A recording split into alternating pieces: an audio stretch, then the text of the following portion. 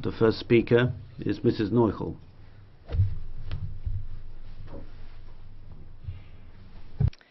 Sehr geehrte Kolleginnen, colleagues, before I start talking about the EU's strategy for equality between women and men post 2015, I'd like to thank everybody who's worked so hard to put together a balanced strategy that particularly obtains for the shadows, their teams, and also a broad range of NGOs, and also thanks to the committee secretariat. Your cooperation help was exemplary. Now the strategy has one main objective, and that is equality between women and men in Europe. We need to move ahead in the right direction. Now that objective was already in the first European treaties, but of course day-to-day life in Europe looks different. That is why we need a strategy with clear objectives and that points the way forward with clear solutions. 4 main objectives had to be at the heart of 500 million people live in very different situations in Europe. There are the old, the young, there are single people, families, people with or without disabilities, there's Europeans and people of different nationality. One main objective has to be to take account of this diversity so that everybody is covered. Secondly, good equality policy can be identified by topics not being looked at in isolation, but as being connected to other areas. So the aim of this is to put together a holistic strategy that takes account of these different points. Growth and employment are important points, but they shouldn't mean our gaze goes away from different issues as violence, media, time, finance, work, all of these things. The EU must promote equality in its foreign relations too. Thirdly, effective gender policy and equality policy is measured by 4 points. First of all, an honest assessment of the situation, the recognition of progress, identifying problem areas, and also recommending clear solutions. One of my aims is to look at realities and to make real, sensible, feasible proposals that will address these issues. Fourthly, responsible equal policy doesn't mean quick solutions. It takes time to bring about change. One main aim of objective is to acknowledge the importance of subsidiarity and to accept that what is politically possible is different. Best practice is particularly valuable to give suggestions to member states so that they can find their own way forward. Ladies and gentlemen, together with the shadows, we've managed to work together to incorporate all of these objectives in the report. A lot of ideas and proposals were made by European citizens, and they're covered here. Europe is a community of values. With the adoption of a strategy for equality between women and men, we are taking a step in the right direction, and we're doing that together with all men and women in Europe. Thank you very much.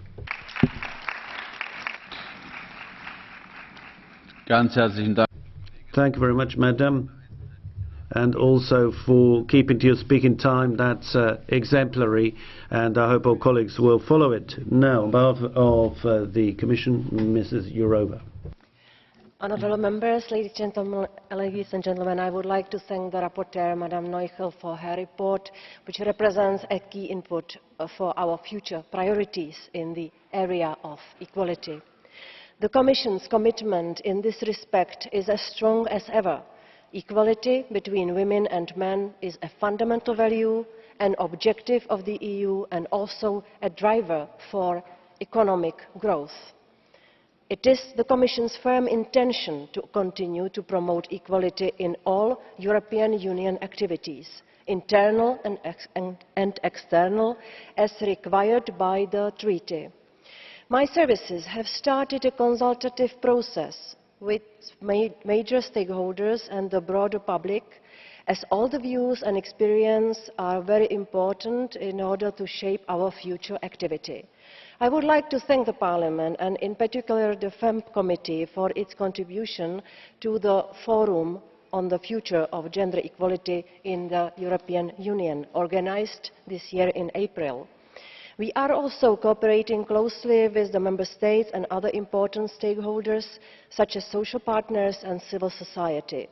We are interested in an inclusive process taking advantage of the expertise of others. Let me highlight the items where I believe we need together to step up our efforts: achieving economic independence in equality, the eradication of gender-based violence, the defence and promotion of women's rights and gender equality at the global level. This corresponds to a large extent to the priorities identified in your report. If we want women to be economically independent, we need to address the existing gender gaps, be they in pay, participation and pensions. As said in your report, we must also not ignore the high number of women living in poverty and social exclusion. Our tools are the monitoring of the situation in the context of the Europe 2020 strategy and the possibility to propose country-specific recommendations, the implementation and enforcement of the EU legislation, and the exchange of good practices and mutual learning. We should reflect on a new approach to tackle work-life balance. Both women and men should be able to fully participate in the labour market while not giving up on their family life. The challenges are to improve the accessibility to care facilities, effective rendition of family leaves and flexible working arrangements with particular attention paid to the participation of men. Also, we still need more women in positions of decision-making, be it in companies, the economy or in politics. Negotiations on our directive setting a 40% target for the underrepresented sex in company boards are an absolute priority for us, and we need to conclude this proposal. Our approach is merit-based, putting the focus on a fair and transparent selection process, which will bring about significant change. As to violence against women, 1 in 3 women in the EU has experienced violence. We have to find policy responses that bring about a real improvement for the lives of women and girls in Europe. This includes looking into the possibility of the EU acceding to the Istanbul Convention. I strongly believe that the Council of Europe Convention is a powerful common framework to combat violence against women.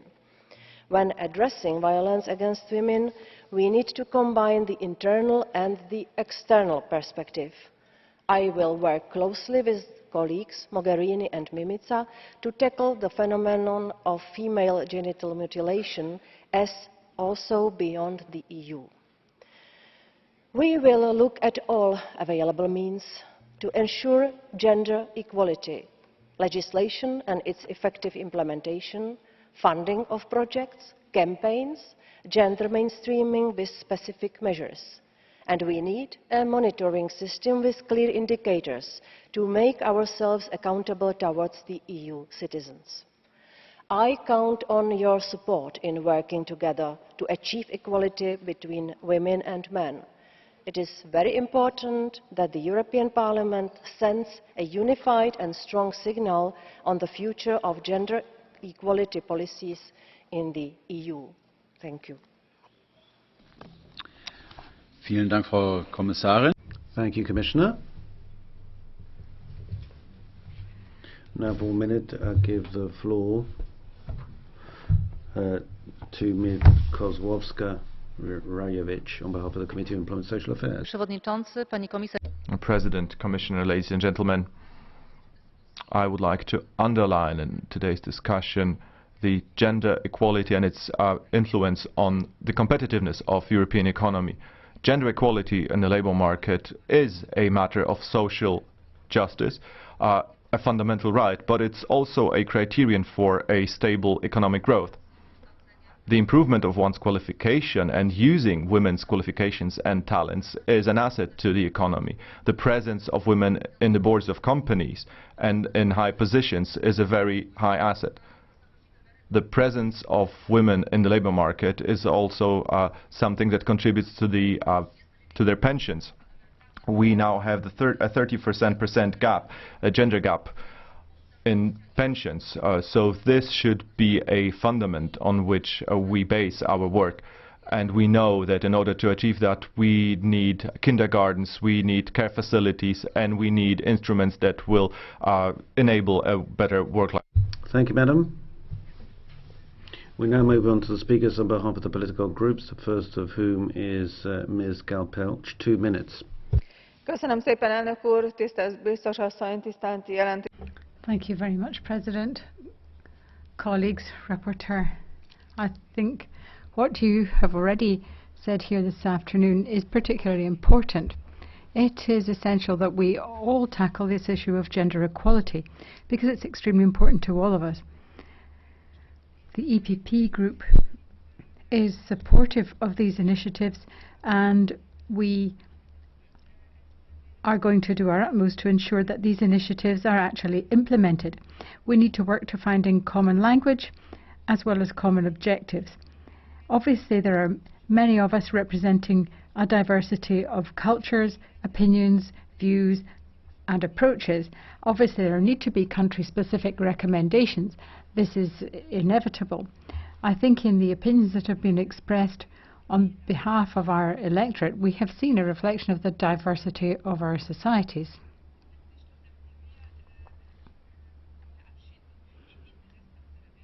And it's very important that we adopt a report which reflects this, but which does the most we possibly can for our electorate. I have to say that there are some points where I'm not able to give my support to the report. For example, gender equality must not just become an instrument which is sometimes not used for the right purposes. I also think it's essential that we comply with the principle of subsidiarity and that we leave to the member states the areas of policy which can best be managed by them. I don't think we should be intervening in the affairs of other states, and we shouldn't be acting at a level where it's not necessary. Therefore, we need to delimit carefully the sphere where we do intend to act. Sometimes it can be damaging if you overstep the mark, and sometimes it can be equally damaging if you try to force the hand of others and insist that they implement measures which are perhaps not appropriate for their particular context. And therefore, the EPP group has looked at this report and the various points in it from this point of view, and we have expressed our view to some extent in an alternative minority opinion. Jetzt die Kollegin. And on behalf of the S&D group, Mrs. Arena, 2 minutes. Thank you, President. Let me thank Ms. NOICHL for the work she's carried out in this report, which I think we can say is ambitious. It gets down to specifics and also gives you some legislative ideas, and in particular talks about financing. And I'd say to my EPP colleagues that if they come up with an alternative proposal, well, it's not ambitious at all, their alternative. It's not committed. It doesn't mention finance enough, and it doesn't have any legislative elements in it. So it's really a pity, I think, that this Parliament has not been able to send out a clear message. If we look back at what's happened, we know that we should do more. There's discrimination when it comes to work. There are employment conditions that aren't favourable to women today. There's the wage gap, there's the pensions gap. There's also moral discrimination, if you like. Women are victims of violence in Europe. They don't always have access to sexual and reproductive health care. We need to make sure that we put an end to this discrimination in Europe. And not just in Europe, of course. We want Europe to be a driving force as far as our external relations are concerned, so that we can then encourage others to bring in such equality throughout the world. Europe needs to be ambitious. It needs to do that. Parliament needs to pick up the gauntlet. As you've said, Madam Commissioner, we need a clear message from this House. And the NOICHL report does go in that direction, and we hope that all members of the House will vote for the NOICHL report, because we women need ambition, and I'd like to thank Maria NOICHL once again for the work that she's put in. Thank you, President. Madame, est-ce que vous acceptez une carte? Madam, would you be willing to accept a blue card from Mr. Nathan Gill? Mr. Gill, you have the floor. Mr. Chairman, it's Raymond Finch, actually. I've just stolen Nathan's chair. Would my colleague agree with me that it's an utter disgrace that a debate on something as crucial as this is attended so poorly? It looks like there's no more than 20 or 30 people in the entire chamber. Thank you.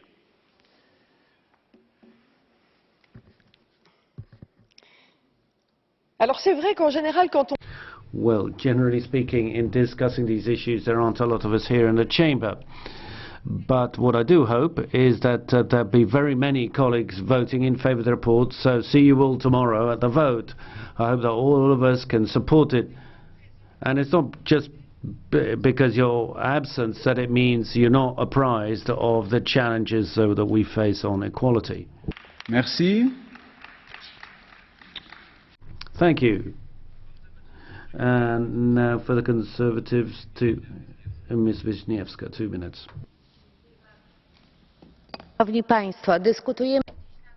Ladies and gentlemen, we are discussing a controversial and dangerous report which is supposed to be a congruent strategy on behalf of gender equality. Such a perfect strategy should be an area for cooperation between men and women and should be based on equal chances and equal opportunities in a manner that actually appreciates the natural difference between men and women. However, there are no elements of equality in this report. We have here promotion of abortion, we have an intervention into education, because we have introduced gender politics on every level of education. We also have quota systems for company boards, and we also interfere with the integrity of families by promoting LGBT people, and also we have a fight against the traditional role of men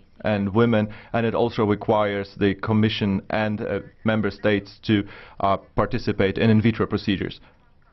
So these are provisions that actually interfere with national provisions, and the report includes good and bad solutions. However, it's the bad ones that actually will cause a situation where we have a disabling of family institutions. These are the threats that are at the core of this report.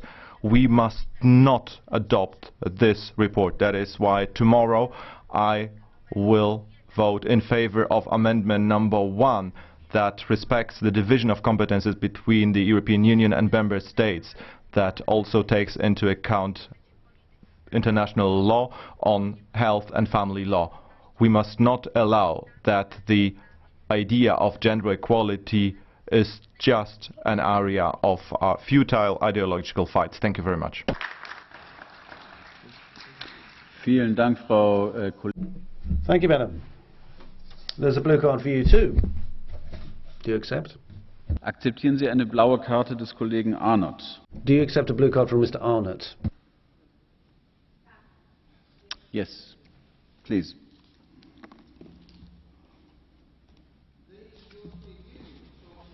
About the principle of subsidiarity, that decisions should be made at the closest possible level to the citizen. Now it seems to me that we have something here where the decision is being taken further away. Do you agree with me that these matters really should be decided at a national level? Zdecydowanie tak. Well, decidedly so, yes, and that was also the spirit of my speech. These are decisions to be made by member states, and it is the member states who have the right to create their policy in this area. So yes, I think that adopting this report must not take place tomorrow. And also intervening with education, introducing the gender perspective on every level of education and showing that so-called stereotypical roles of men and women are the source of violence, and such a role for women is mother and wife, and for men it's the father role. So I think this is all wrong, and it's the member states that should decide on their family policy. Thank you. Blue card, eine kurze Frage und dann eine blue cards are shorter, half a minute usually. Now, Mrs. MLINAR. Sehr geehrter Präsident, President, Commissioner, first of all, I should like to extend my thanks to Maria Neuchel for the absolutely excellent work that she's done. I'd like to thank her because this is an excellent report. We voted it through committee and it very much regrets the virtual standstill that we've come to in working towards equality, and it demands of the Commission to put forward proposals which will genuinely achieve greater equality henceforth. I'm delighted to have had the opportunity to contribute to such an important report which will genuinely change things for men and women and create much greater equality for women in the next 50 years. We have actually managed to put together a comprehensive package which should really deal with disadvantage right across the board. Women have difficulties on the labour market, for example, and right from the labour market to issues of assisted reproduction. These are areas that we've covered the whole gamut, and we have tried to put forward comprehensive proposals which we hope the Commission will take on board, because they will transform the position of women in Europe, and they will certainly promote much greater equality on a daily basis for our citizens. As we've heard from speakers already in the debate, there are colleagues who have opposed this proposal and are resting their arguments on this principle of subsidiarity. But I'd like to say, colleagues, please remember we're not voting on a legislative report tomorrow.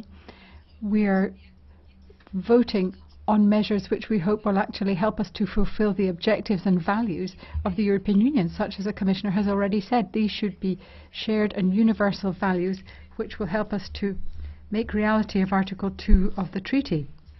Article 23 of the Fundamental Charter also espouses the adoption of all measures to give greater equality to the underrepresented gender. So we're not talking about needing to look for a new legal basis or any such thing. And I think if we can adopt this report tomorrow, we will be sending a clear signal to everybody in Europe that Europe takes its responsibilities very, very seriously, and we want to make equality for women a reality. In this year 2015, there's not one single country the world over where women are actually on a par with men, where there is actually genuine equality. And we want to find the responses to these outstanding issues in this House and take them forward. Thank you very much. von STORCH, KORWIN-MIKKE. Ich habe jetzt hier zwei Blue Cards. Two blue cards for you. For one from a colleague that's got speaking time in debate, so I'll give Mr. Korwin-Mikke the possibility of asking a blue card question. Mr. Korwin-Mikke. Thank you. We accept, I understand, that women and men have equal skills and talent. Unfortunately, when I am looking at TV, there is a program, Extreme Sports, and there are no women. In all the extreme sports, there are no women. I think you should demand that there will be at least 40% of women jumping on the motorcycles and so on. And moreover, there is a list of 100 best chess players. We should demand that at least 40% of the best chess players should be women. And of course, if necessary, we should change the rules of chess, because it's Could you please ask a question? To have at least 40% of women on the list of best chess players. Thank you very much. What do you think about it? Frau Kollegin. Madam.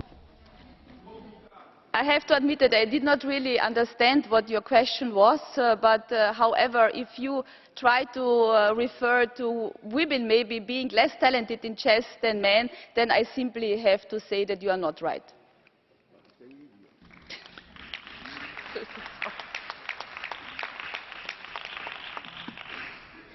Für die Linksfraktion spricht jetzt für... On behalf of GUE NGL, I'll give the floor to Mrs. Björk. Först och främst skulle jag tacka rapportören, Miss Noyes, och de andra kollegorna i jämställdhetsutskottet för arbetet tillsammans. President, Commissioners, I'd like to thank colleagues in the committee for the good cooperation. For the GUE NGL, gender equality is essential for building the kind of society we want to live in. A fair society based on democracy and gender equality, essentially, because otherwise it's not a real democracy. Now, colleagues,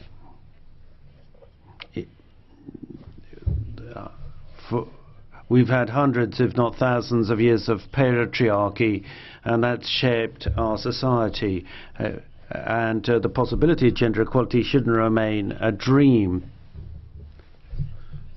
The women must insist on their rights: right to work, right to inherit, right to contraceptives and so forth. So I'd like to thank everybody who's worked on this report, but we've got to keep working at it, and one has to wonder at the kind of resistance that we see. Now, not everyone is a feminist, but everyone is, it would seem, committed to developing a fairer society where everybody's got the same rights and obligations. And in future, we must work hard to ensure that women can enjoy economic independence. We must campaign against threat or threats of violence, and we campaign for a society where girls have more freedom. And we want a society where women know they've got the right to their own body and their own sexuality. And that's something that's got to happen out there in reality, not just on paper. Women don't want to live in a Europe of old men. We want progress to be made. And that's why this strategy is most welcome. The whole question of women on boards, what we have is not enough. Tomorrow we're adopting a report which is probably not enough, but it does move forward.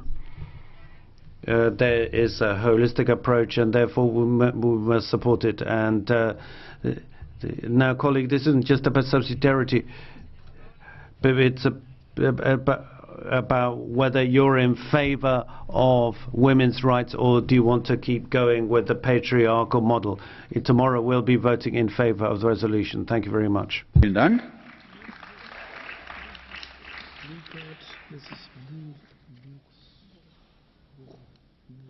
I have a blue card for you. We just don't know exactly.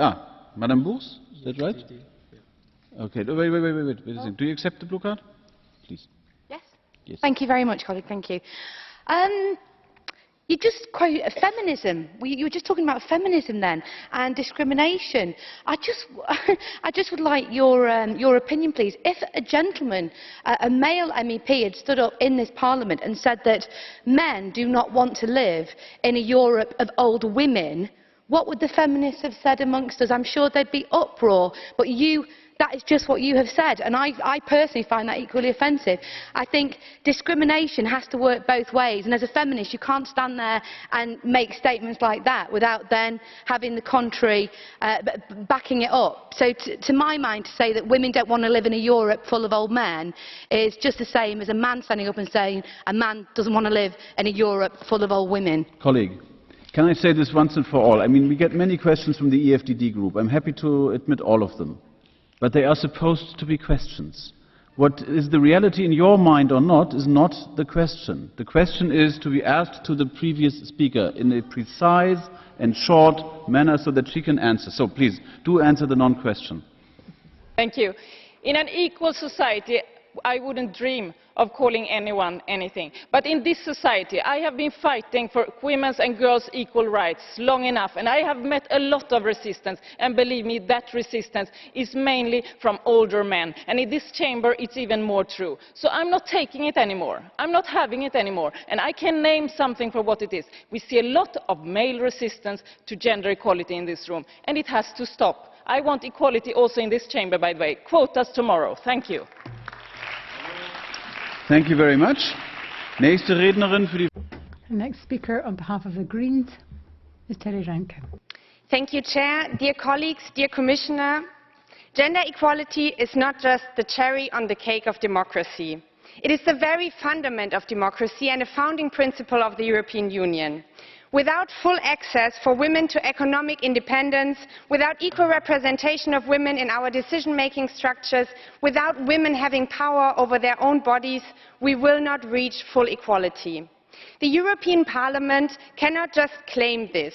We need to act and to propose legislation to really implement this equality, including basic rights such as sexual and reproductive rights. When we say my body, my choice, this statement means much more than just deciding over our reproductive organs. This statement means an empowerment to all women reclaiming the power over their own bodies, reclaiming a power and a right that we hold, but that has been taken away from us in the last hundreds of years. A right that is so simple and so clear that it makes me sad that we still have to fight for it today. And to the right side of this Parliament, it is simply untrue to constantly claim that asking for sexual and reproductive rights is promoting abortions. The exact opposite is true. Asking for sexual and reproductive rights means giving women back the power over their own bodies. It means fighting against the fact that still today, each year, 68,000 women die in unsafe and illegalized abortions. And I tell you here and now, if you want to fight against abortions, do not fight us. Do not fight the ones that are asking to have control over their bodies. Fight for empowerment of women. Fight for sexual education. Fight for free access to contraception. Fight for a society where women can take choices. Fight for sexual and reproductive rights.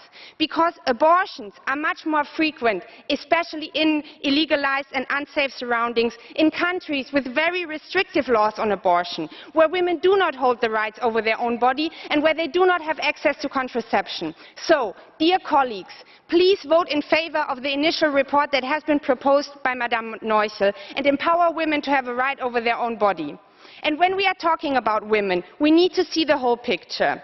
Without acknowledging the diversity of our struggles, we will never reach full emancipation. Lesbian women, women of color, trans women, women with disabilities, poor women, young and old women, all their needs and demands have to be reflected in this joint strategy for gender equality post-2015.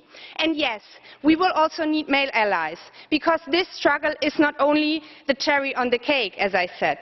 It is a struggle that will change our whole society for all of us and that will make our societies more just, more inclusive and more resilient.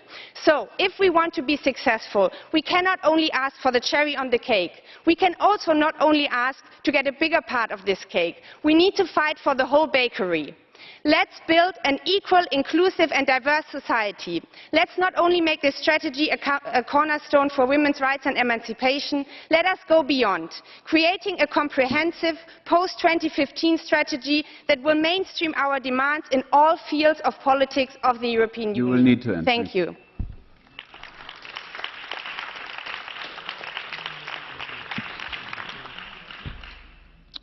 Vielen Dank. Thank you very much. The next speaker for EFTD is Ms. Daniela AIUTO. Grazie, Presidente. Thanks, Mr. President. Colleagues, the goal of this report is to put together new strategies for equality between men and women in the European Union post-2015. And if you just look at how thick the report is, it just shows how much work remains to do in various areas. On the one hand, one should support and praise the attention given to issues such as discrimination at work, the wage gap, or the battle against domestic violence, calling once again on the Member States for the umpteenth time to ratify Istanbul. But on the other hand, in the report, there are a series of aspects which are rather strange. In fact, what we are seeing here is the umpteenth attempt to arrogantly include issues which are presented as being the jurisdiction of the European Union, but it should remain within the power of the member states. If you read the title of the report, you expect a certain sort of thing to be in it, measures to promote equality between man and woman. But what you actually find instead is a series of issues which have got very little or nothing to do with that equality. I'd like the Women's Rights Committee's report not to be used to become wish lists, which are used then for the interference by one or other lobbies and dealing supposedly with issues such as equality. I'd like, in fact, to see some kind of education campaign on the question of equality, and to have explicit reference to education and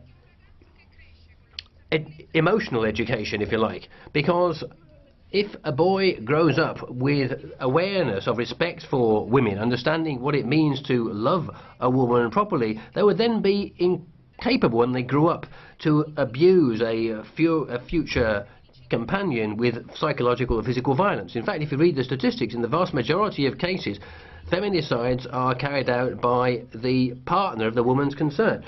So there are a whole series of positive aspects where we should focus and indeed need to work.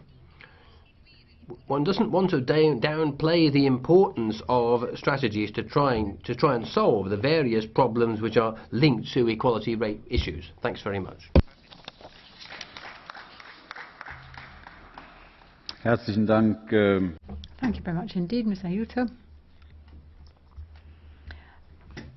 We now have Vicky MAEIJER, 1 minute. She's in the non-attached. Thank you very much, President. I have at least 40 pages of text on equality between men and women, criticisms of the member states, criticisms regarding maternity, paternity leave, childcare, household tasks, quotas and boards, parliaments, directorships. What on earth is this Parliament doing?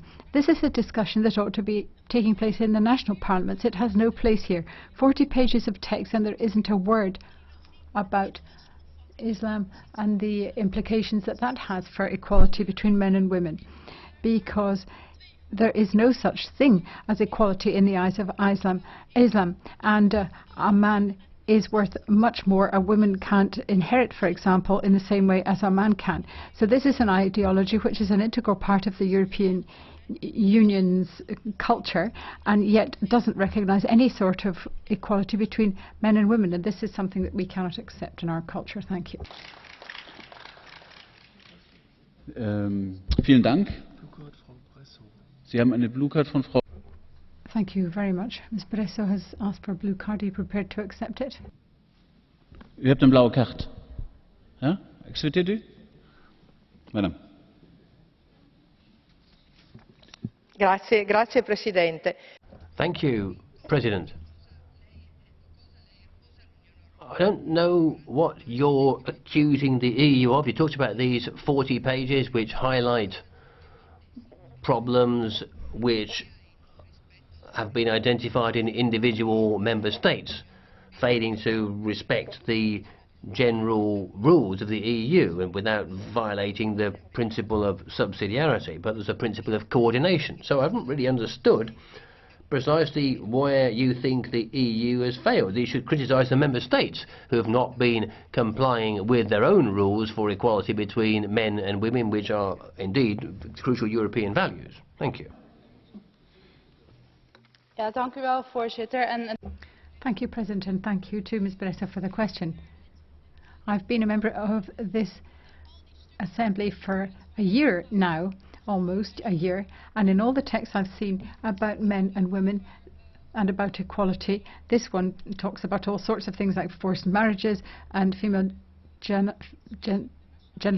mutilation, and these are all things which ought to be discussed in national forums, in national parliaments. I think that it's a breach of the principle of subsidiarity. That's the point I'm making. And the second thing I'm saying is, if you're so keen on equality, Why do this Commission and this Parliament adopt all these reports without looking at the position of women in Islam? Why do you accept that? Why don't you look at it specifically? Thank you. Für 2 Minuten spricht jetzt die Kollegin. We now give the floor to Ms. Rosenberg for 2 minutes. Thank you, Mr. President. The fact that only women have asked for speaking time and men are using blue cards show that we haven't achieved our target here. We do need a strategy. I totally agree with Commissioner Jourová that the idea has to be to achieve equality, but we can't achieve that necessarily through reports which simply restate goals which we haven't achieved. What we need to do is work out how we, in the European Parliament or the Council or the Commission or the European Union as a whole, as an institution, how we can deal with this topic. But we can only do that, I think, by changing mindset, by changing our mentality, ladies and gentlemen. Change our idea. We've got the school, we've got the family, we've got the areas where children are educated, are brought up,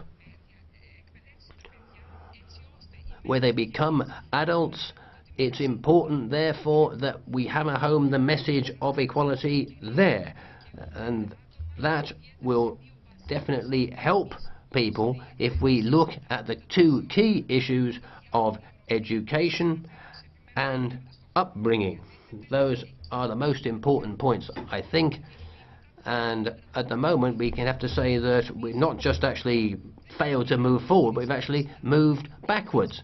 Colleagues, it's not a question of the principle of subsidiarity, because national legislation does deal with these issues and we have an institutional role to play. We can intervene if we see that there has been a failure to implement European legislation. So the important thing, the lever for development, is changing people's mindsets. That has to be the object of all of this. And we can't simply continue with producing reports with intellectual content without any real ways of implementing them. Thank you very much. Liliana Rodriguez has 2 minutes. Thank you.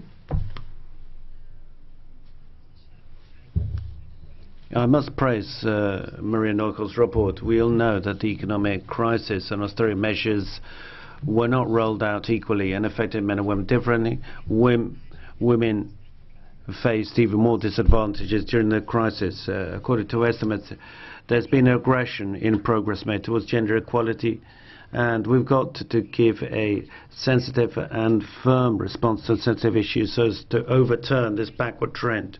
The adoption of this report will be an important step forward in that direction. I'd like to remind you that in most countries affected by the economic crisis, we've seen an increasing feminization of poverty.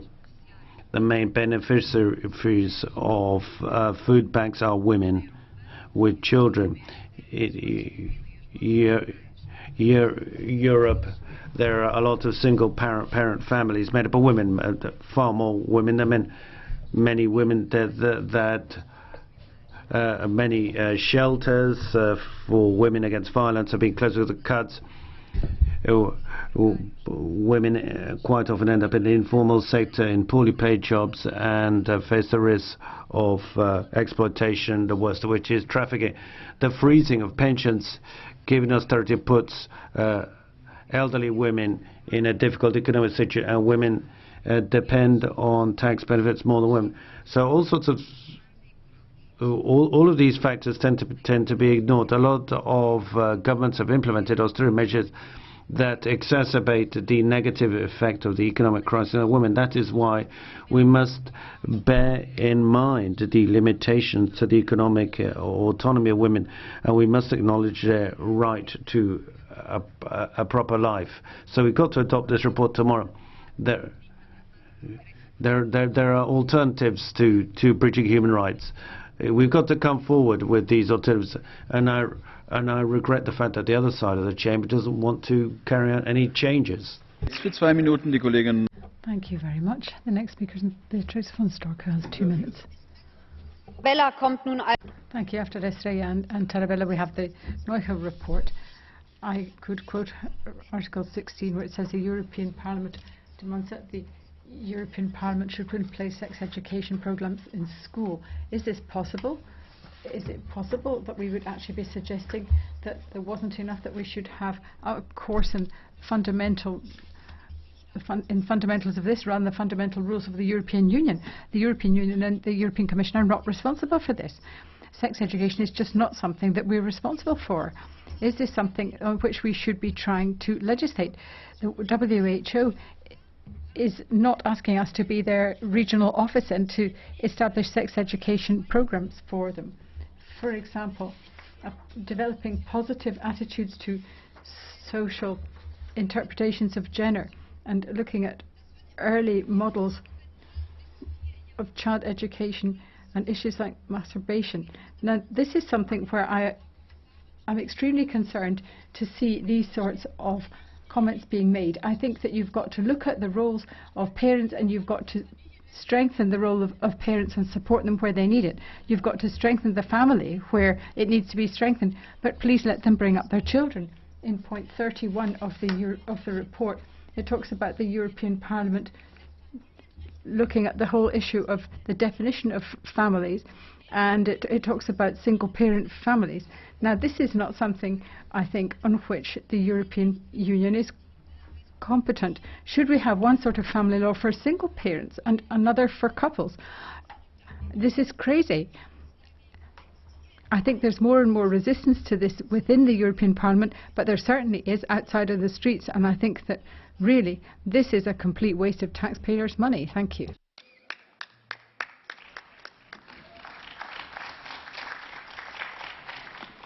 Vielen Dank, Frau Kollegin. Es spricht jetzt Thank you very much indeed. Beatriz. Thank you, President. Commissioner. Thanks, Mrs. Neuchel, for having done such a fine and ambitious job as based on consensus. Now, why are we talking about gender equality? Because it's an aim, because it's something that is as yet unachieved. Assessments of the current strategy suggest that we've achieved some objectives, but progress has been uneven and too slow, and there's still a lot of challenges we need to take up. Regrettably, in the European Union, we've got examples of member states that are backsliding on equality.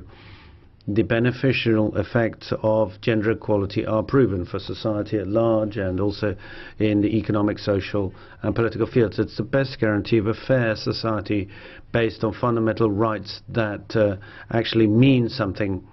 The European Union recognizes gender equality in the treaties as an aim and a value, so that's why this report is particularly important. It's got a strategy for the European Union for the next 5 years. The European Parliament must send out a clear and determined political message on progress towards gender equality, and it must also send out a message to international actors such as UN.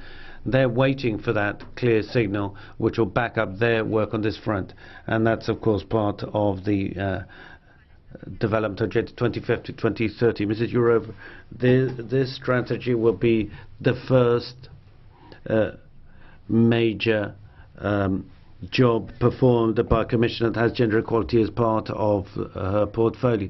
Let's look at the errors of the past and not repeat them. There's been a lack of resourcing and limited capacity, but the necessary resources must be targeted so that we ensure results are proceeded, and also there must be clear timetables and tangible objectives. In the women's rights objective, we've taken note of the problems and made a balanced proposal which seeks to respond to all problem areas where there are problems. There's been improvement of the rights of LGBTI people in the European Union. There are more women in company, and once again I would urge you to sign or get the European Union to sign the Istanbul Convention.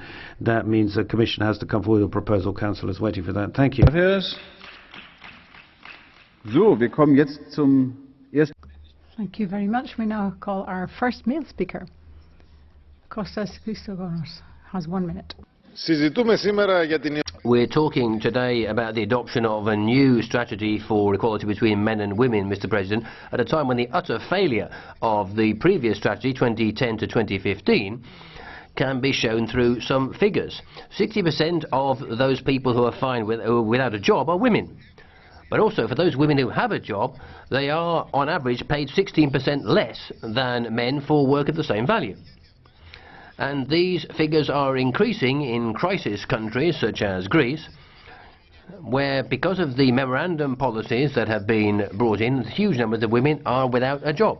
These high-sounding words in the report aren't going to help either the mother without a job, or the girl who doesn't want to get pregnant because she's afraid that she'll be fired, or the woman who's a victim of violence. The austerity policies aren't just not promoting the equality between men and women, but are worsening inequality between the two, and we need to overturn this whole thing. Thank you. Vielen Dank. Für 3 Minuten. Thank you very much. Ernest Maragall has 3 minutes. Presidente. Thank you, President. This is an ambitious resolution that has been well drafted, and I'm pretty surprised that some people see it as excessive or indeed dangerous. I think it's really rather prudent and could have gone further. But anyway, we're definitely going to be supporting it. On gender equality, we need more and better Europe. It's not, the idea is not to replace the member states, but to complement and assist countries and regions to move ahead towards this shared objective of gender equality. Can I mention 3 specific: education, economic crisis, market. Education. This hasn't been stated yet. Early childhood education plays a very important role. It's been clearly proven that this produces a massive impact on personal independence and on gender equality. There's a clear positive correlation between early childhood education and this attitude. Also, education, the training of teachers is fundamental if we are to achieve success on this front. Secondly, economic crisis and new waves of migration. Europe has fallen back on this front. The economic crisis has clearly damaged gender equality. We've fallen prey to the alleged benefits of the market, and we've been punished by austerity policies and budget cuts. Furthermore, new internal migratory ways further render realities complex. There's a great deal more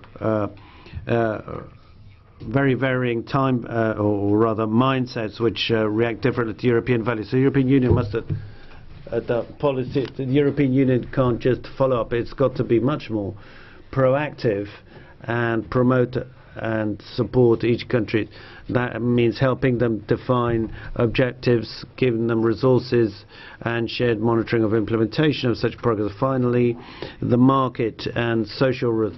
The free market has been imposed. We've been encouraged to consume without trammel, and a lot of promotion of masculine and feminine roles are promoted in this. This is a deregulation model, the globalization model, which we have had imposed for 30 years. We're not going to make any progress on gender equality without changing course. It makes no sense for all public policies and all education efforts to be cancelled out by social economic behavior which day on day confirms stereotypes granted or accorded to each gender.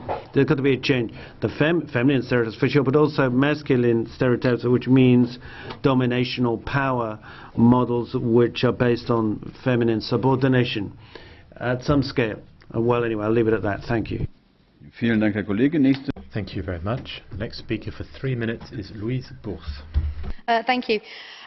The resolution urges the adoption of a directive for the balanced representation of men and women on boards. Now, this is a piece of EU legislation that allows sanctions, such as the dissolution of a company, just because it hasn't succeeded in reaching the arbitrary target imposed by the European Union. You don't fight discrimination with discrimination. Bringing in quotas is demeaning for women, the women who have worked hard and made it to the top of their professions. It shouldn't matter what gender you are, what your ethnic background or religion is. If you're the best qualified person for that job, you should get it. But with the instigation of these policies, people could look around the boardroom and question whether a colleague is the best person for the job, or did they simply obtain their position because their gender ticked the right boxes on the EU checklist. Now, paragraph 56 calls for the EU Commission to create best practice models of sex and relationship education for young people. Paragraph 60 urges the Commission to implement sex education programmes in schools and ensure counselling and access to contraception. It is outrageous, absolutely outrageous, that the EU seeks to interfere with member states' education systems, especially with regard to sex education. And to top things off, in the explanatory statement, you even say who should be doing the housework. If I can quote directly from it, men will have to devote more time to the housework. Now, what kind of organisation interferes to this extent in the private lives of people, their marriages, their partnerships? It's up to adults in the privacy of their own homes to decide who does what. It's not the place of any government, and it certainly is not the place of EU bureaucrats to decide who does and doesn't do the dishes. In 1975, the UK voted to join a Europe of free trade and friendship, not a European Union of political control and social engineering. This is yet another reason to vote no in the upcoming UK referendum. Let us regain our freedom and independence from these meddling EU bureaucrats. Yeah.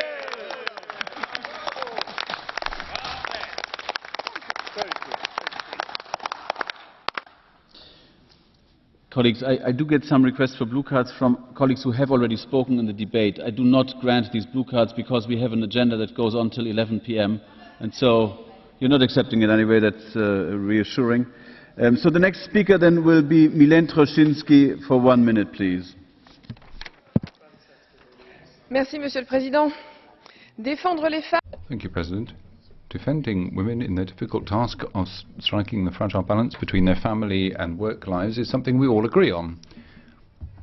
We also have to defend the rights of the most vulnerable human beings who are often dependent, such as children, older people, or people with disabilities. That's a struggle we should all be fighting, and it is something completely outside the terms of reference of this House. I'm struck by the terrible contradictions within this report, particularly the goals and the means it intends to use to pursue them.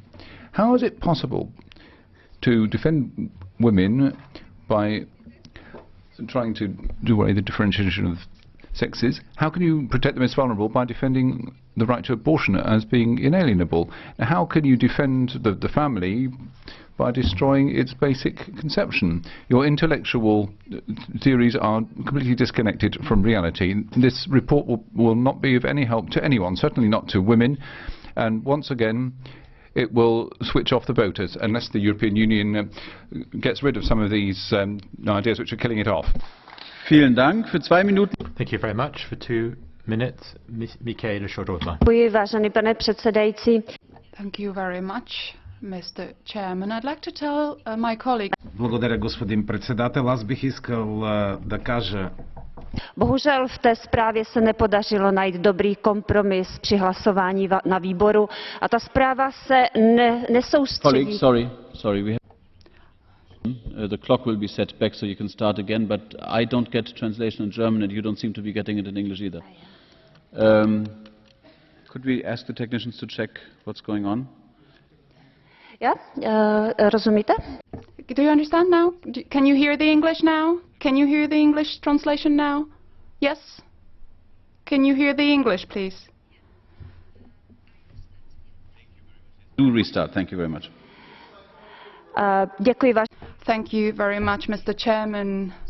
What I wanted to say was that I wanted to respond to Ms. Björk, my colleague. Even though I'm not an old man, I will be voting against the NOICHL report, because even in the FAM committee we have not succeeded at finding the right balance, a right compromise, because this report does not focus on what is really important and on the strategies that really would be able to help. Even though we have not been able to increase women's salaries, we still have this 16% gap, gender gap in the EU. There is still a 39% gap in pensions for men and women. And even though we do have relatively large representation of women at universities, this does not correspond to the percentages of women in high political positions, in company management boards, etc. So I think this report does not respond to the reality. Why is it? Why are women paid less than men? Well, this is natural, because women have another essential role in which they are irreplaceable, and that is their role as mothers. And that is why, of course, they are in a way, let's say, handicapped to a certain respect in their professional careers. And as a result of incompetent or inadequate measures, most European nations are dying out. The EU does not have a problem with women not having sufficient access to abortions. There are plenty of abortions in the EU. The problem is that women are not being supported enough in reconciling the work and life balance, which is why our group has brought this new position which addresses the real needs, the real issues, which is to support women, to provide more flexi time for them, to provide more incentive for companies, and to focus on the lowering on the gender gap in salaries. And I believe that the European Parliament will be able to issue a strong signal in this respect. Vielen Dank. Thank you very much. For 2 minutes, Anna Head. Tack så mycket. Thank you very much. I am a mother to 3 children. I am not disabled, and nothing prevents me from sitting in a parliament. The general gender pay gap in Europe today is 16.4%. In other words, women earn 16.4% less than men, despite the fact that they have the same jobs, that they take care of the same duties. Now, that injustice arises as a result of several factors. First of all, it's because men have pretty much always dominated decision-making positions. They therefore have control over the attribution of wages, and it is also because women have long been considered just a means for reproduction, which means that women workers are seen as less reliable than their male colleagues because they are expected to at some point give birth to children. The fact that men and women are dealt with differently is not just a problem for now, it also paves the way for enormous problems in the future, because the gender pension gap in the EU is set to rise to 39%, which means that women are in an untenable position throughout the whole of their lives. Women, of course, account for more than half of Europe's population, and yet only 18.6% of board members are women in the EU, and only 5% of those who lead these boards are women as well. So it's high time for us, as a first step, to really take a look at the measures that are required in order to make sure that women are afforded the same opportunities as men when it comes to directing businesses and companies. Also, we need to break with this norm according to which men have a higher value than women when it comes to wage attribution. And if it's not obvious to you already now how important this is, then I think I need to point out to you that if there were equal participation on the labour market, it would lead to an increase in GDP per capita by 12.4% between now and the year 2030. Now, the couple of points I've mentioned just now are just a few examples of the injustices that women suffer from today. This injustice must come to an end, and Mrs. Maria Neuchl's report is a very good instrument for that. If we don't vote in favour of her report and the FEM committee's report, then I'm afraid women's economic independence and liberty will be jeopardised once again, as so often in the past. Thank you. Vielen Dank. Thank you very much. For 1 minute, Jana ŽITњANSKÁ. Thank you very much, Chairman, dear Commissioner.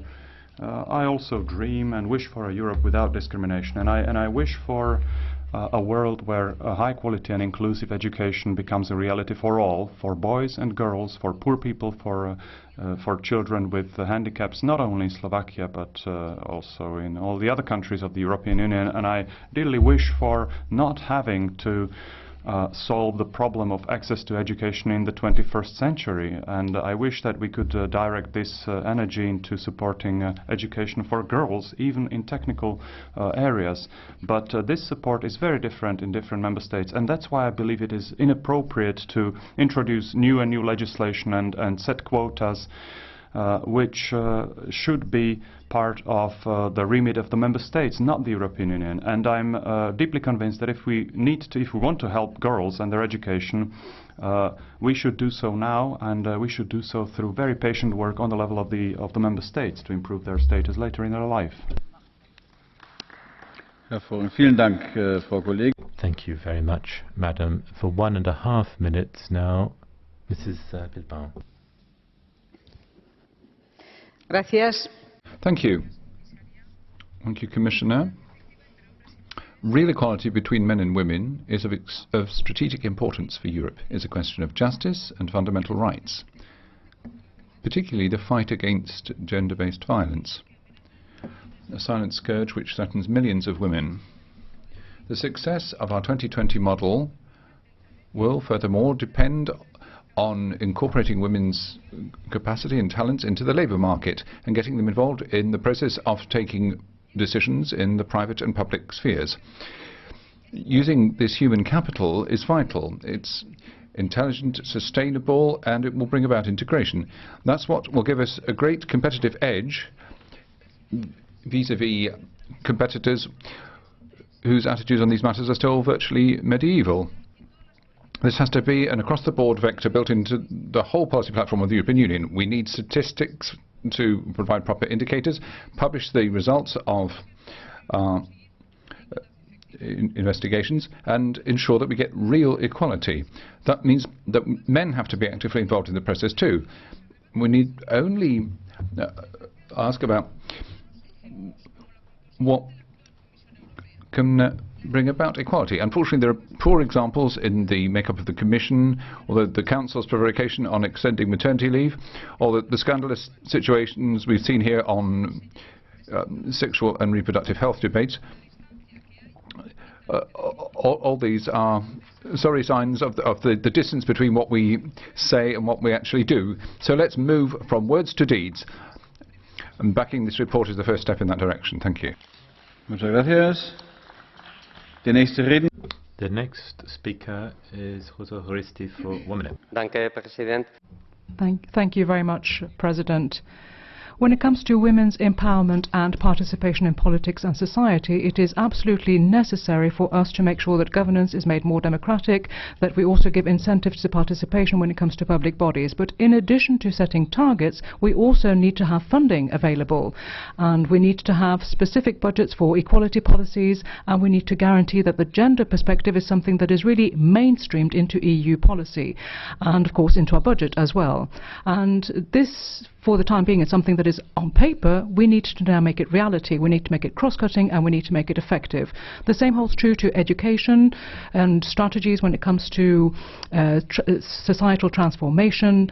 It is essential. The European Union, at this point in time, when talking about structural inequality and talking about the very manifest and different types of violence against women, we have fallen short of the mark. Now, of course, you might question whether this is a matter for the EU or for the member states. Now, in some member states, unfortunately, this is not being dealt with sufficiently well for now. Thank you. Yes, Thank you. The next speaker for 3 minutes, Jordi Sebastián. Señor Presidente, queridos colegas. Thank you, President. Colleagues, Commissioner, thank you. First of all, we should recall that the 5 priority areas of the European Equality Strategy 2010 to 2020 still apply. Sadly, they're still topical because we haven't managed to solve any of these problems. We don't yet have economic independence for women, nor equal pay, equality in decision-making fora. We haven't brought an end to gender violence, and we haven't built the gender perspective into our external policies. The post-2015 strategy is therefore a matter of urgency. It's crucial if we're going to get real equality coming through. And that equality is the only way we can really fulfill our promises on human rights in the European Union. We can't therefore adopt a weak strategy without strict goals that can be gauged. That's why I welcome this report with the necessary amendments, and I'd like to pay homage to the rapporteur for the work that's been done on this. We need to send out a very clear signal to the Commission that gender equality is not a secondary concern. This isn't just something we need to work on because feminists are very persistent. It's something absolutely vital. We've had reports from the position of women in India and Africa, forced marriages, systematic rape, and in Europe we need to gauge the terrible situation women face. There are still those who are scandalized when we talk about building the gender perspective into every policy area. Now, the fact is we do have terrible problems in Europe. One of our colleagues said earlier on that 1 in 4 women have suffered violence from men at some point in their lives. The Commission has to take a tough line and call upon those member states who haven't yet done so to ratify the Istanbul Convention. And we need the European Gender Violence Directive to go through. The legislation in those countries that conceal it under the concept of crime passionnel or whatever must be brought to book. Europe's position must be clear in these strategies when we talk about the right to sex education and sexual health rights. Of course we have to call for action in these areas because equality amongst all the citizens of the European Union is a vital goal. Have we forgotten that? It's written into all the treaties. Those parties in the majority here agree with the treaties, don't they, in the countries they govern? So why come along here and say that Europe is encroaching on the national sphere? The only way to uphold that equality is to act in the area of education too. Macho stereotypes remain. They're even getting stronger amongst European youth, and the future's not looking very rosy.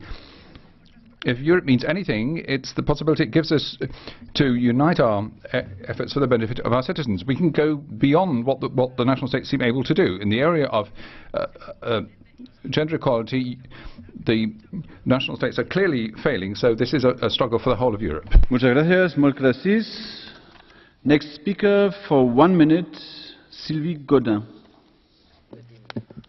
Thank you very much, President.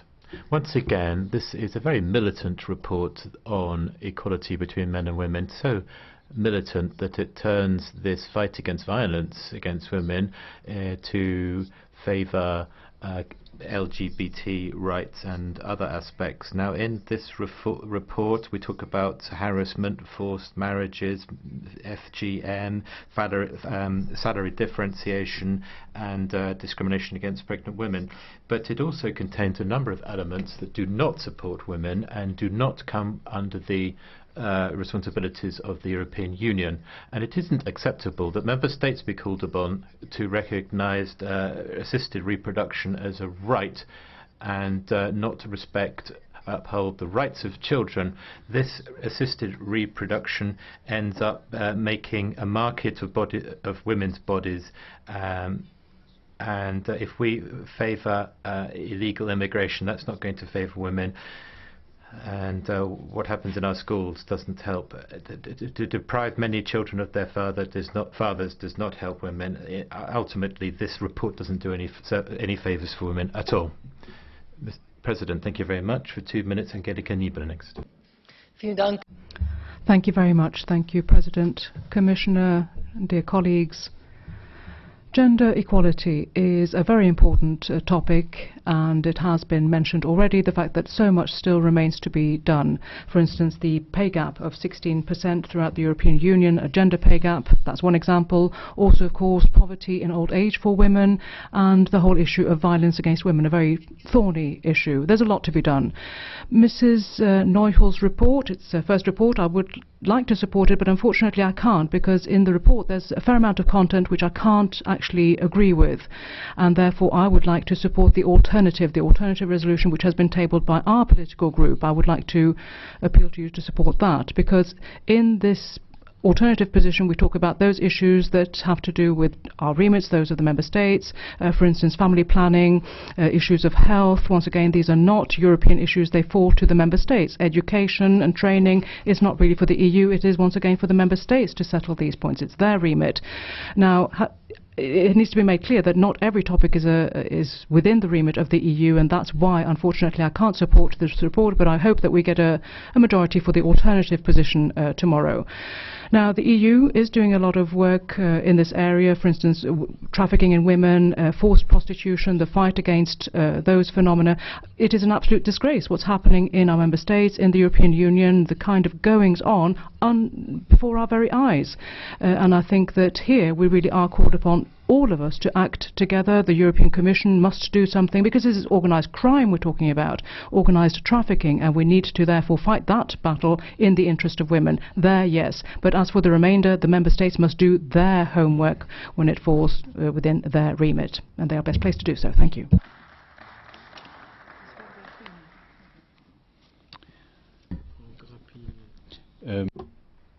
There is a blue card by Mrs. Grappini. Is that okay?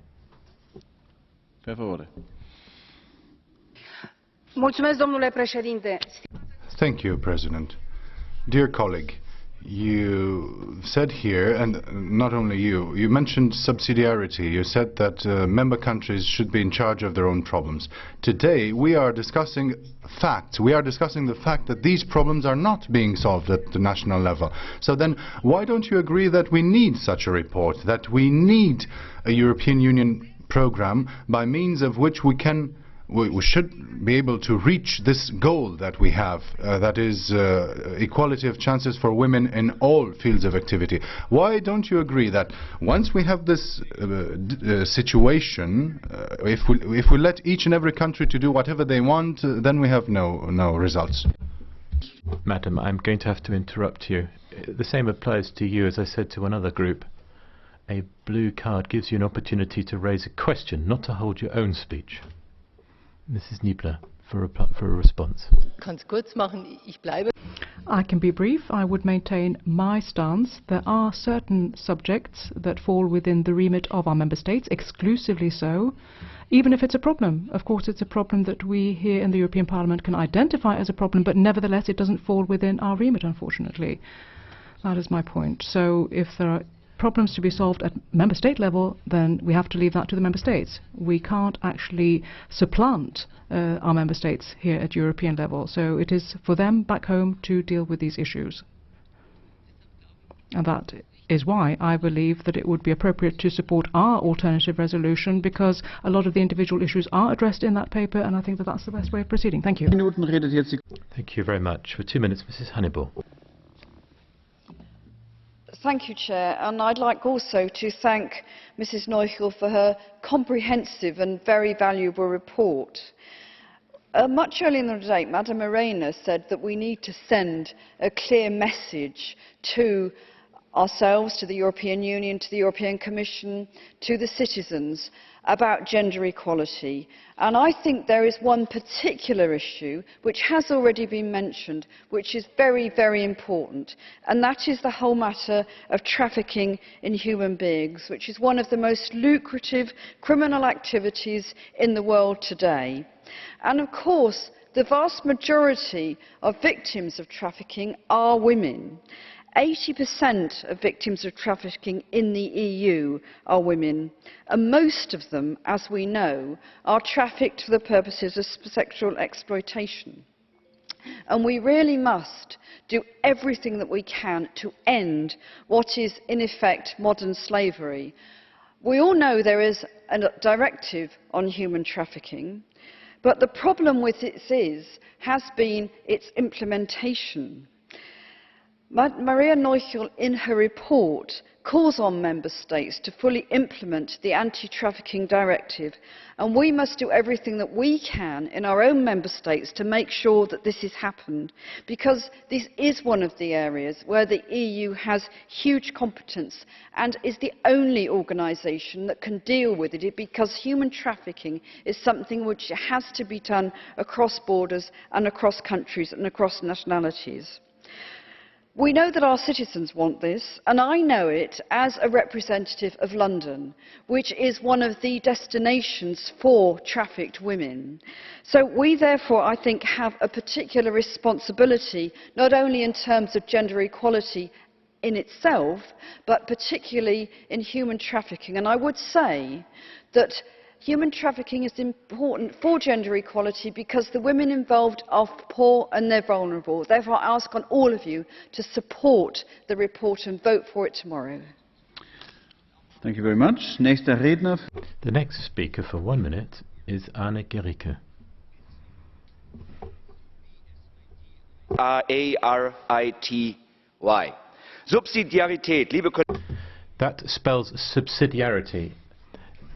If I could make that point to the colleague sitting to my left, this new report is another piece of evidence that subsidiarity is sorely lacking when it comes to the implementation of certain issues. We should perhaps concentrate on the matter in hand, opportunity in life, and when it comes to the equality between men and women, between parents with or without children, well, we tend to end up in absurd posturing with this kind of thing. So I'm wondering, who is the gender whisperer here? Mrs. NOICHL, many people from the SPD won't like your report, people who don't want abortion. What I suggest is that you go back to your electorate and with it the best of luck. Altogether, the EPP and the ECR have put their list of reports together, and interruption by the President. We have produced an alternative resolution, and I would ask you to support this alternative resolution tomorrow. Thank you. Vielen Dank. Und wenn Sie eine Minute. You have a minute, so I would ask that in future you keep to that 1 minute. Next speaker is Gesine Meissner for 1.5. Thank you very much, President. Yesterday I read an article about Saudi Arabia, an editor there, the fact that women can't drive cars there. A woman has to ask her husband if she wants to travel anywhere. Now, fortunately in Europe we're not in that sorry state of affairs, but having said that, not everything is perfect here either. So we're talking about the European Union, and if we think that women and men should have equal access to all areas, as long as that isn't achieved, we haven't achieved equality either, as long as that is questioned. And in actual fact, equal opportunities and access are not there. We know, of course, that women and men are different, and of course we deal with one another in everyday life. That is fine. We're equal there, but what about employment? What about politics? I think that it's important for us to harness the individual capabilities of women and men. Mixed teams work best. We know that from experience. So why don't we do that? Why is it that in politics we still don't have enough women? So we need to be more successful. We need to do more. That is clear. As for the pay gap, the fact that we have a pay gap, not the same remuneration for the same work, that is simply unacceptable. It is not something that we can tolerate, and we therefore must fight that. Reconciling family life and professional life. Fathers too want to do this, and we need to facilitate that. Discrimination, we don't want any kind of discrimination, not vis-à-vis men, not vis-à-vis women, and of course the whole issue of violence against women is a terrible one, and that is something that we need to do something about internationally. Female genital mutilation, violence against women in war situations, it is absolutely untenable and unacceptable, and that's why the report is so good and has so many components in it. Please vote for it tomorrow. Für eine Minute jetzt. Thank you very much, Tania González-Peñas for 1 minute. The proposals in this report are positive, but they'll only be truly useful if we fight the root causes of inequality. It's not a straight line. The austerity policies of recent years, with the cuts to social expenditure and public services, are pushing back many of the advances we had achieved. More and more women are being condemned to poverty and precarious living conditions, which means that once again they find themselves invisible, carrying out tasks that should be regarded as social services that everyone is entitled to. We should also talk about maternity and paternity. That's very much a live topic in this House. Without paternity leave and maternity leave on an equal footing, paid for 100% and non-transferable, if we don't include maternity leave, then we're just going to perpetuate the role of women as carers, separate from the labour market, and finding it much harder to get a job. It's a question of justice, but also economic sustainability and the sustainability of our society. We need to make sure that there are proper social and economic guarantees for all these rights. Für 3 Minuten spricht jetzt. Thank you very much. For 3 minutes, Igor Šoltes. Thank you for the floor, dear colleagues. The report on the strategy of the European Union on the equality of men and women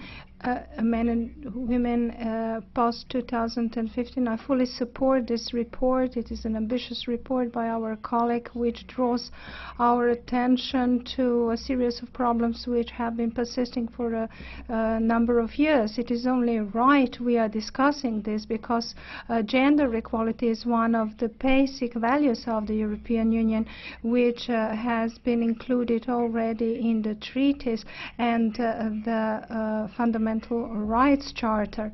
And even though we are advocating this principle of gender equality, at times it seems that this is a process which hasn't been completed yet, and on the contrary, it is slowing down in recent years. Also, perhaps the strategy of the former Commission was a bit weak. The new strategy should give new impetus and bring new results to increase the equality of men and women. We should not persist on backward approaches to division of work among men and women, unsustainable models, and this precarious labor relations which added to the poverty of women in certain areas. And this is in the remit of the European Union to really increase the measures and really work on reducing gender inequality. This is crucial if we want to move on. Of course, not just on a declaration level, similarly as in the cases of youth unemployment and aging society. If we don't take another approach, we will be discussing the same problem next year. Therefore, more decisiveness is needed. And as our colleagues say, it is the matter of subsidiarity, of decision-making within the family and intimate decision. But nevertheless, there are problems like violence against women, which is taking place primarily in families. So this is something we should discuss, and subsidiarity is certainly one of the aspects of these discussions for the future. But I believe that the role of the European Union is here very clear, and that's why I fully supported this report. Herr Šoltes, Sie haben eine blue card. Mr. Šoltes, Mr. Jakovčić has a blue card for you. Will you accept? Ivan, bitte. Thank you, Mr. Šoltes, for accepting my blue card. I would like to ask, because I was following your presentation very carefully, do you agree with me that equality, freedom, health came before subsidiarity? So do you think that equality, freedom, health are higher values than subsidiarity? Although I am certainly for subsidiarity, but would you agree with me in this? Dear colleague, of course, these are the values which were created also before they are part of our civilization, the fundamentals of our civilizations. But it seems that we are violating these concepts in an unacceptable way, and the differences are increasing in many areas. And therefore, I believe that subsidiarity equality should be also observed as a principle within the treaties. It should be observed in a way to preserve the values you mentioned. Vielen Dank. Eine Minute jetzt für Diane. 1 minute for Diane Dodds now. Thank you, Mr. President. This report focuses on many important issues. It focuses on tackling domestic violence, providing access to essential skills, and the need to support a work-life balance for young mothers. I fully support efforts to make 2016 the European Year for Combating Violence Against Women, and I regret that in recent correspondence with the Commission that they seem to lack urgency in making this a reality. I would recommend to the House Lord Morrow's human trafficking bill in Northern Ireland as a good example of national legislation which tackles this evil primarily directed against women in our society. However, much of this report is a matter of subsidiarity, and it is wrong for this Parliament and European bureaucrats to seek to intrude into national life in this way. As a member of this Parliament from the United Kingdom, I am looking forward to the debate in our forthcoming referendum, and I have no doubt that this kind of interference will be high on the list of people's concerns. Vielen Dank. Thank you very much. And now for 2 minutes, I call Mrs. Barbara Matera. Grazie, Presidente. Thank you, President.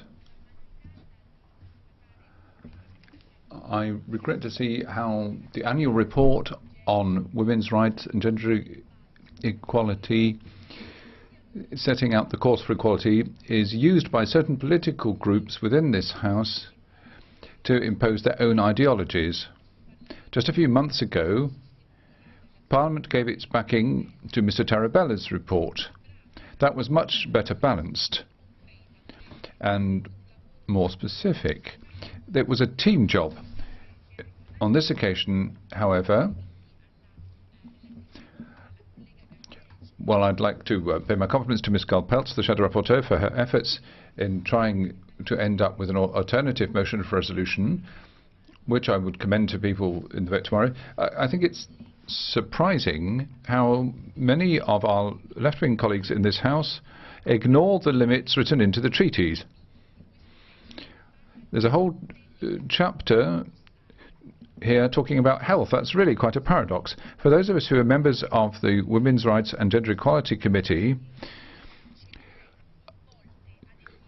an effective strategy intended to remove any type of discrimination against women is a vital opportunity to, having a report on this is a vital opportunity to turn to the Commission and get it to focus on the real problems.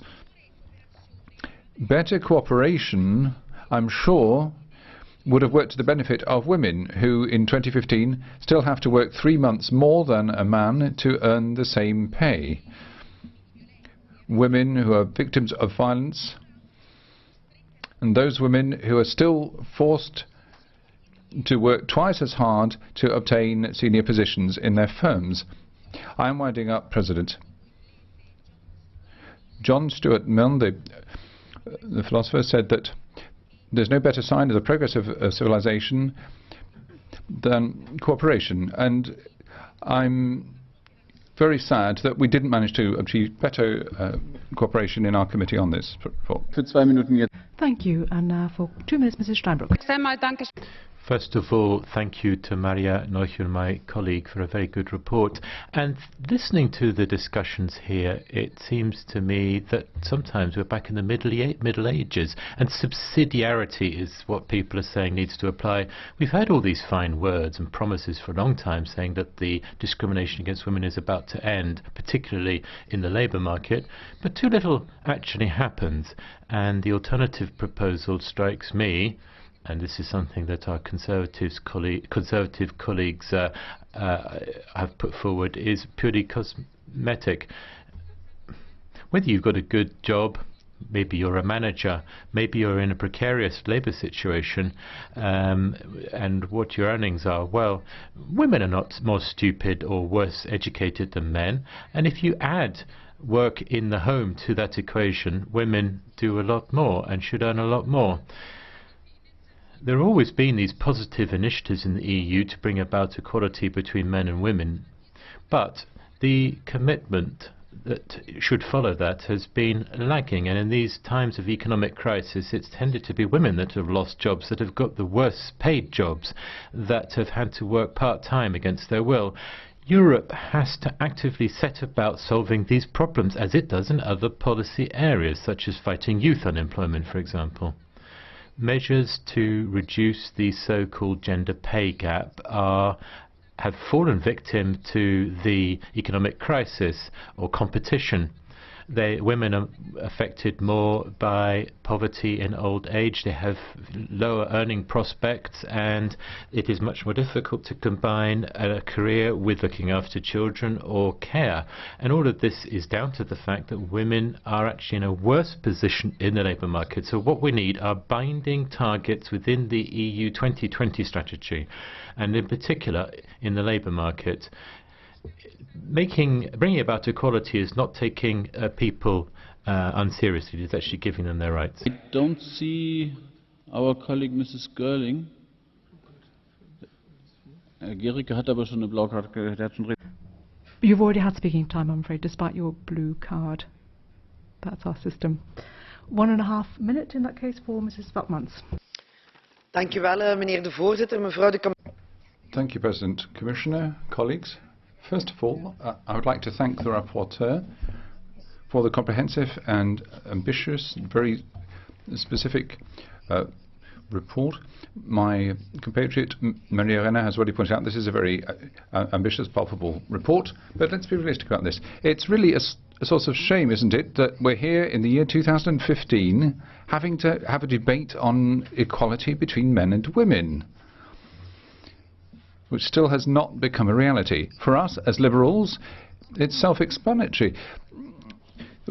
We've got to work for the future.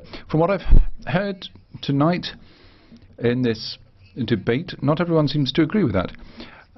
When I hear the ECR saying they're going to vote against, and the EPP are coming along with an alternative motion where they keep silent about sex education and sexual health rights, trying to avoid referring to access to abortion and contraception. Colleagues, it's 2015. Wake up. If we don't wage this battle, who's going to do it? I've heard a lot of dry talk about where the decision should be taken. Well, let me quote a wonderful woman, Marilyn Monroe. Women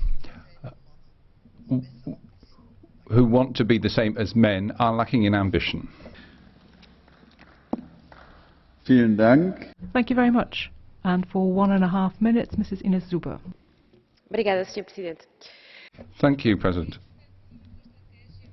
It's important to have a strategy for equality between men and women, but it must be something in practice, not just some fine-sounding words. That's what's been lacking. We're going to support this report, but the fact is that equality concerns, particularly women's labour rights, cannot just be written off as if it's something completely separate from the main thrust of political decision-making.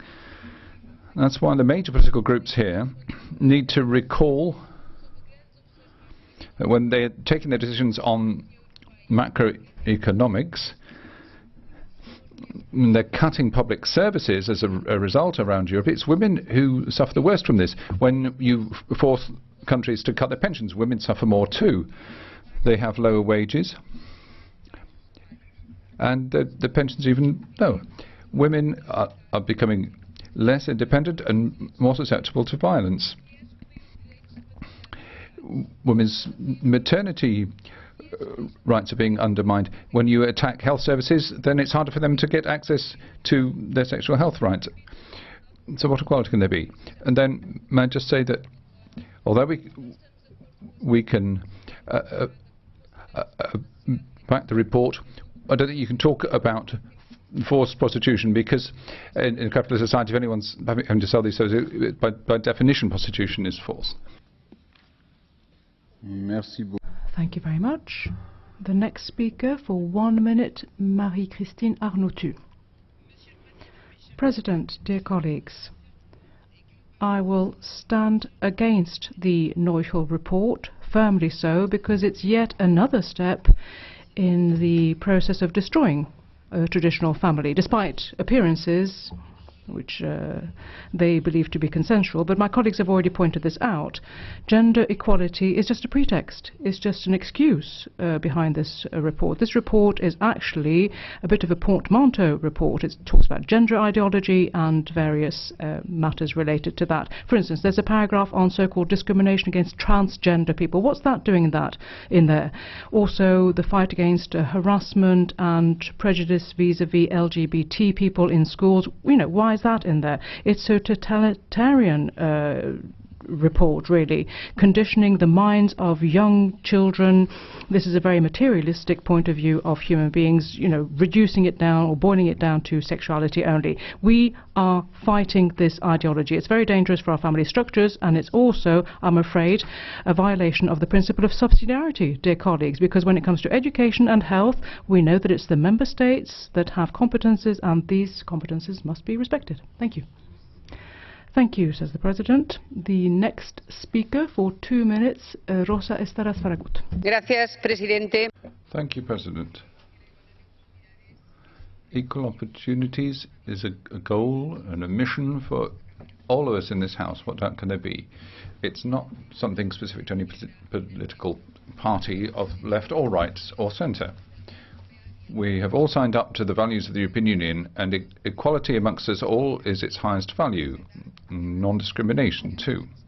Now, it's true that the strategy to 2015 needs to be replaced because there's still a lot to be achieved, but above all in bringing an end to discrimination and squaring up to the main challenges in the world of work.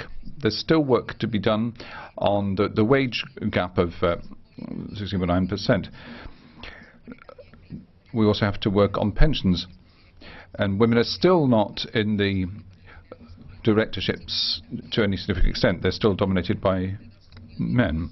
We have to break through stereotypes and educate people for equality. Children have to be educated together in an inclusive education system.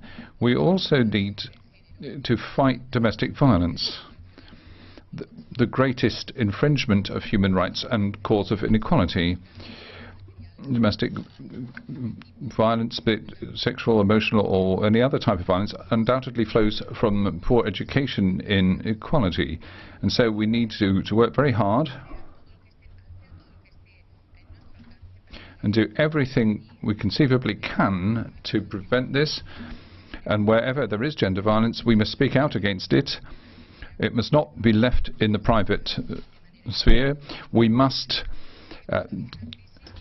prosecute relentlessly. Poverty has become a symbol for women. The most vulnerable sectors of society, such as single mothers or women with disabilities, older women, women from ethnic minorities, and the LGBT communities are hardest hit. We're all united in this struggle, and so I would call upon the left to show if these objectives are really so important to them, please separate out the issue of abortion, because that is where you are splitting us.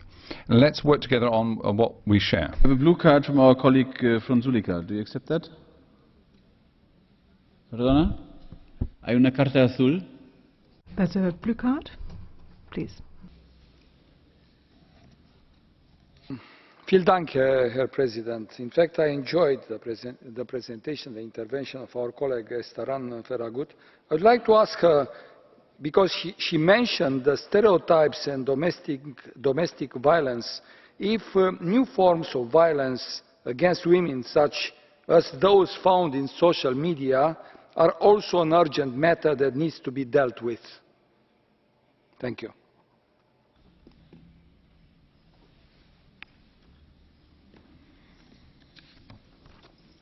Sí, gracias, señor presidente. Thank you, President. Yes, a very opposite point. Yes, new technologies and innovation has indeed introduced new types of gender violence. And voyeurism, cyber-voyeurism, for example, and everything that's going on the networks. There's a great source of concern about this in schools. In Spain and quite a number of other EU countries, we've actually had cases of people being driven to suicide. So violence can be psychic violence now, cyber violence, not just the old-fashioned physical violence. And we need to fight it on every front, whatever kind of violence it may be. Vielen Dank. Thank you very much. And now, for 1 minute, I call Mark Tarabella. Thank you very much, President. 3 months ago, we adopted my report on equality between men and women. That report proposed ambitious measures and have been taken on board in the NOICHL report. We, in particular, have called on the European Commission to set up in 2016 a year for violence against women. This was then followed by the written declaration that we had adopted with success, thanks to many members turning out in support of it. President interrupts, asks the speaker to slow down. Thank you. Mrs. NOICHL's report is once again a request of the Commission to take steps to fight violence against women, and so I would ask the Commission to come up with tangible proposals. And could I finish by asking colleagues of all stripes to support this NOICHL report, because it's important that we are united in our diversity. And maybe this report isn't entirely perfect for all of you, but this European Parliament is speaking out in favour of the rights of women. And the NOICHL report is the most ambitious and the most specific one we've had. So thank you for doing that for me 3 months ago. I would now call on you all to do the same for Mrs. NOICHL. Thank you very much. The next speaker for 1 minute, Mr. Škripek. Dear Chairman, this proposal, despite numerous recommendations, repeats an attempt to meddle inadmissibly with Member States' authority. In its effort to make interruptions a human right, it completely omits the primary human right, which is the right to life and its protection from conception. And it fails to respect another basic human right, which is the right to conscientious refusal of care of doctors. And it fails to respect the exclusive right of parents to bring up their children, and it dictates families how they should divide their family responsibilities. Now, Europe has had a bad experience with social engineering, and there is no law which can dictate how many women a company is going to employ or what each member of the family will do. So this is no area for the state to dictate, to tell you anything about. And there is work in the family done mainly by women. This has been underappreciated, and it is irreplaceable for the whole society. And it is absurd that the report for the equality between men and women completely neglects this fact. Vielen Dank. Thank you very much. And now for 1.5 minutes, Mrs. Toom. Thank you, Chair. Lack of substantial equality in various areas of social life is still a problem for women in all over Europe. In the labour market, they still earn less than men on average. In most places, they are underrepresented at the top of the career ladder and are overrepresented in the less prestigious sectors of the economy. Women's potential is limited by the unequal distribution of household labour. However, I would like to single out the widespread problem of domestic violence. A major problem for the investigation of domestic violence cases is the reluctance of victims to report to the authorities. Often the reluctance to report is linked to the lack of faith in the ability of law enforcement to deal with these issues. A lack of shelters and financial dependence of offenders is another problem. The persistence of stereotypes concerning the roles and responsibilities of women and men in the family and society is another challenge. In some countries, obstacles to deal with cases of domestic violence may be related to the fact that they are cases of private prosecution. Many member states have no specific criminal provisions on domestic violence and marital rape, and rape is prosecuted within the framework of a private prosecution. Abolishment of private prosecution of domestic violence and rape may contribute to better protection of victims of crime. Estonia, my own country, is a good example of this context. We need a comprehensive fight against domestic violence at the EU level. Therefore, I would like to stress the importance of the recommendation to designate the European Year for combating violence against women and girls. Thank you. Thank you very much. Now, for 1 minute, Angela Bejina. Gracias. Thank you. First of all, I would like to thank the rapporteur for her work on this report and the FAM committee. We're doing our best to try to draw up a common equality strategy for Europe. I turn to you, Commissioner. We're here for you to listen to us. As you said in January, you want to rely on our work, and that is why we are tabling this report, asking the European Union to go well beyond the strategy of 2015, which unfortunately wasn't too successful. So it also needs to be pointed out that there are certain aspects which need to be improved upon of fundamental importance. For instance, prostitution. We need to make sure that sexual relations are not turned into a commodity, because that is really just a perpetuation of patriarchal culture. Women cannot be subjugated in this way, and they are unfortunately being forced into this activity by mafias. So that is why we need to talk about prostitution. And then also, when it comes to gender inequality and the root causes of that, I don't know why this Parliament is so fearful, and indeed the right side in this Parliament. Why don't you want to talk about the root causes, the origins? Unfortunately, none of our amendments were accepted, and I think it should be pointed out that the measures that have been implemented as a result of the crisis have just made the situation worse, also in terms of poverty. Thank you. 1 minute now, Christina Morvai. Köszönöm szépen. Thank you very much. Indirect discrimination is something we talk about when you have a state decision. At first sight, it might not constitute discrimination, but actually its impact is a negative impact, and it does actually have more of an impact on one of the sexes rather than the other. I'm talking about women, of course, so a greater impact on women.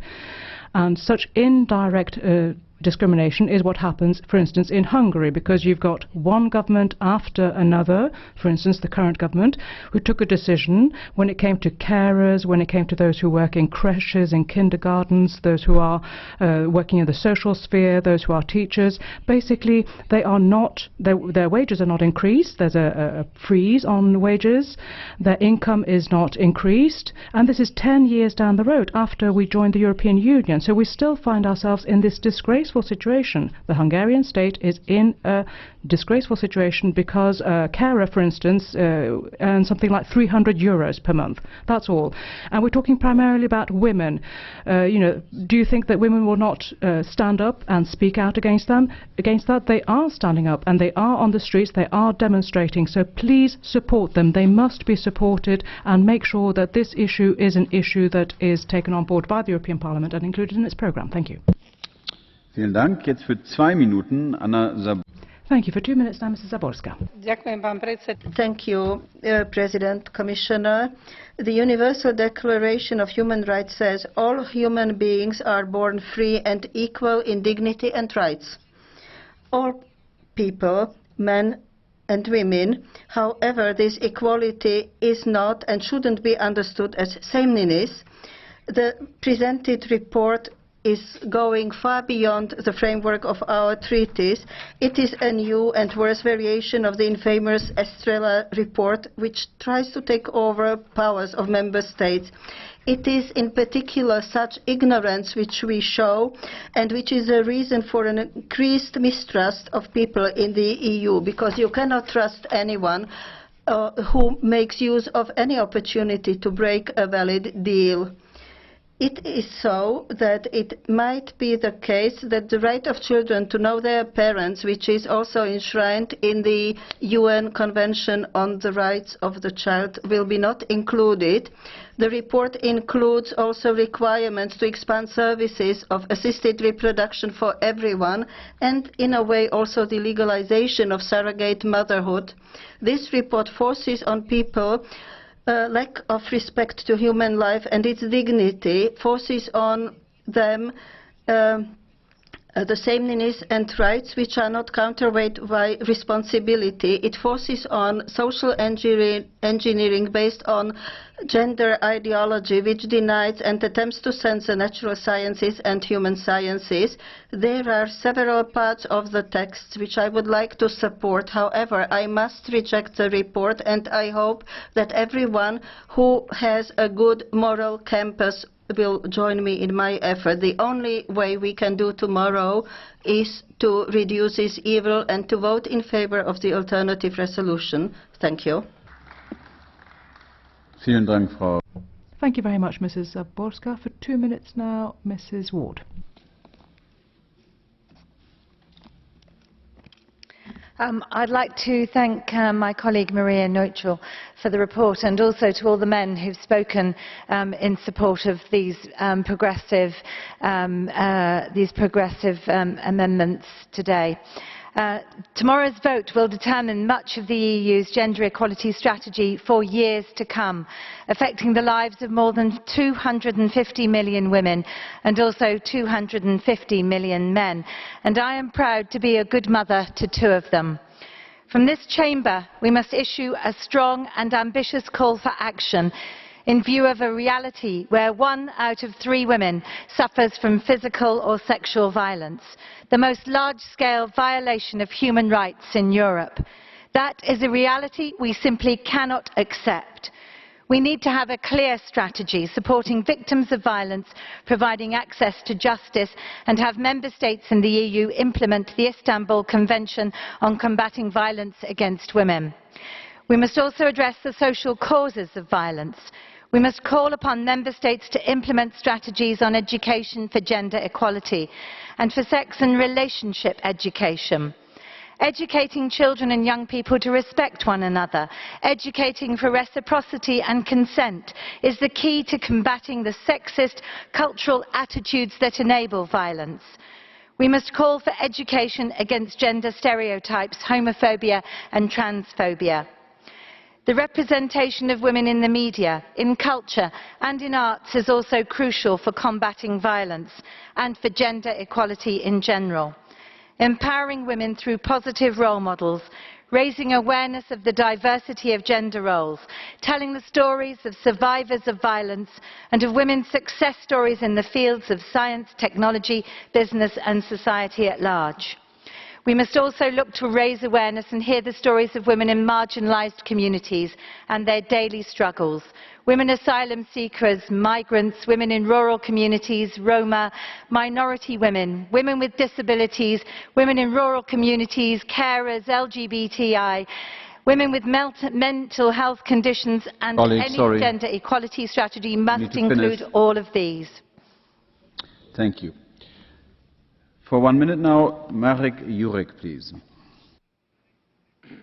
Dziękuję, panie przewodniczący. Aborcjonizm jest Thank you very much, President. Promoting abortion is unfortunately one of the most influential and abhorrent ideologies and forms of discrimination, but unfortunately it's an ideology which has poisoned to many degrees this report, and there are millions of women, however, in Europe who wish to be respected in their calling, their vocation to be mothers, and they wish to be supported and upheld in that endeavour. And so allow me to refer to some polling data from Poland. A typical supporter of abortion is a young, wealthy, single man, and not a married, poor woman. And so we must now make sure that we represent women and their rights, and make sure that they can have those rights respected when it comes to their natural ability to bear children. Merci, Monsieur le Président. Alors que les peuples européens... Thank you, President. While European peoples are bearing unprecedented migration as the economy deteriorates, this House seems to have as its priority gender ideology and the community agenda. Once again, citing great universal principles, we're being proposed a very sectarian manifesto to destroy natural traditional institutions. Children are being targeted in assisted reproduction, and unfettered resort to abortion. What's more shocking is that this is being defended on grounds of health and the fight against infertility. That's just a fig leaf to help spread these unnatural techniques and promoting surrogacy, thereby undermining parental links to children. The poorest women would thereby become procreation machines. This is the image of decadence being organised on behalf of a libertarian utopia. There is Lara Comi in 2 minutes. Grazie Presidente, caro Commissario. Thank you, President. Commissioner, colleagues, once again, we have an attempt here to use a report on such an important issue as equality between men and women to undermine institutions in a way we can't agree with. Some are saying that we have to recognize the right to abortion as part of equality, seeing that as some sort of human right, and undermining traditional definitions of parental links to children. Well, what are the real limits? How far can we actually push things? I can't agree, and I think I'm speaking for the great mass of European citizens.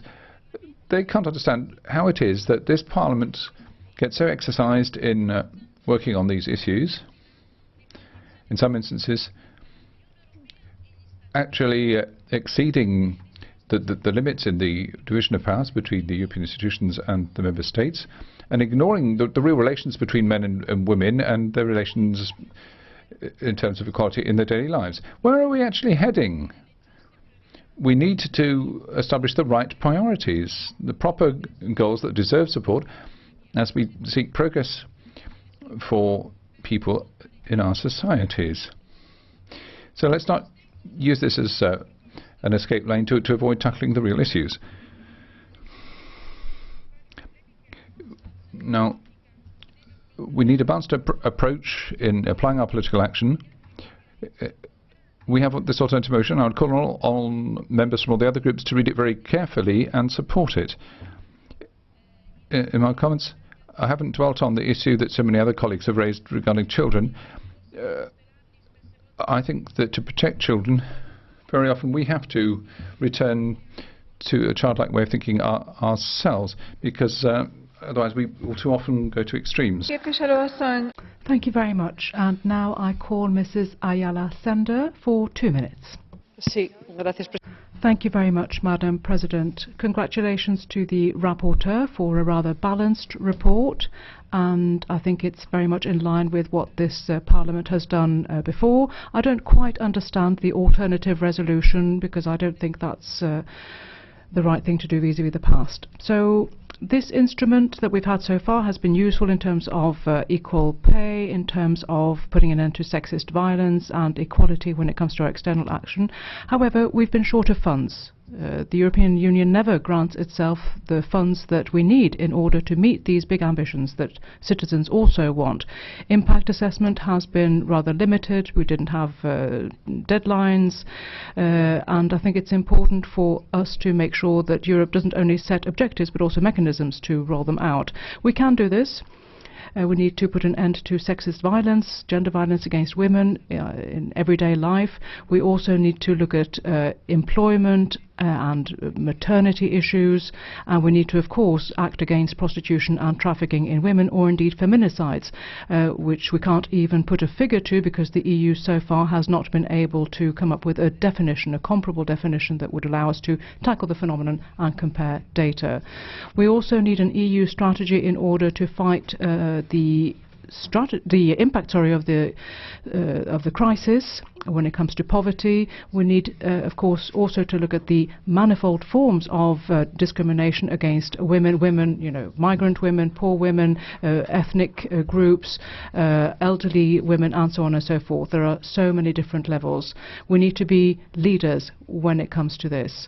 The European Union needs to increase rights, also outside of our own borders, work together to support women in the rest of the world, help them out and help ourselves. We as European women. Thank you. Thank you. Thank you very much. The next speaker is Mrs. Petir for 2 minutes. Thank you. I regret because the NOICHL report, which should provide guidelines to the European Union and the European Commission on the new strategy, has been used by certain groups to promote their radical and extreme demands. I don't think it is admissible that this Parliament is again looking at a report which interferes with Member States' rights and erodes the relations within the marriage and promotes abortion as a human right. According to the definition of sexual and reproductive rights of the Beijing platform, there is no way to promote abortion as a method of family planning. It is scandalous that this report is encouraging the European Union to finance abortion and sterilization of women in the poorer countries in the world instead of providing education and opportunities for self-employment. The report promotes regulations which will discriminate against private entrepreneurs, especially those in the service sector, which is unacceptable. This report cannot be remedied, and therefore my group has submitted an alternative resolution which calls for gender equality in the area of labour rights, in the area of access to the labour market, in securing the access to health, and also making women decision makers. I call on you to advocate the true equality among men and women in all areas of life, and also to give the opportunity to men and women to establish families and also to school their children, because the family is the place where we learn what kind of people we want to be, and this is why the European Parliament should support the family. Thank you. Thank you very much, Madam. I now call Mrs. D'Angela for 2 minutes. Thank you, Chair. I congratulate the rapporteur for her approach, which wants to come with an answer to challenges. 20 years after adopting the objectives of the platform of Beijing, we see that the laudable intention of decision makers to have equality, gender equality in all walks of life is not applied and has not been, and not all the objectives have been reached at the European level, targeted at a genuine equality. We want a better distribution of tasks, of caring for children, and to make the most of women's skills and competencies. We should not overlook the fact that in the EU, 42% of those who are involved in agriculture are women, and 3 out of 10 farms at European level are managed by women. The European Commission, together with the Member States, need to contribute to promoting a strategy leading to more jobs for women in the rural area and implicitly securing decent pensions for retired women in the EU who live in precarious conditions. Many of them have worked in agriculture, many of them have no pensions or very small pensions. I will vote for this report because I believe we need a long-term strategy. We need an answer that most women expect from us. Thank you. Thank you very much, Madam. And the next speaker is Mr. Kelly for 2 minutes.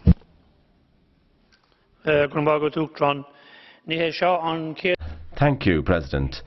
This is not the first time that we have spoken about this subject, and unfortunately it's not going to be the last time either, because it's quite clear that there's a lot to be done still to achieve equality in this field in the European Union.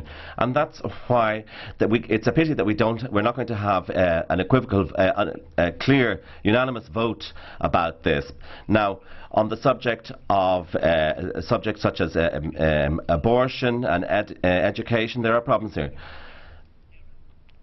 We have issues with this also in my country, in Ireland. Average in the Gender Equality Index. In some areas we're good, in some areas we're not too good.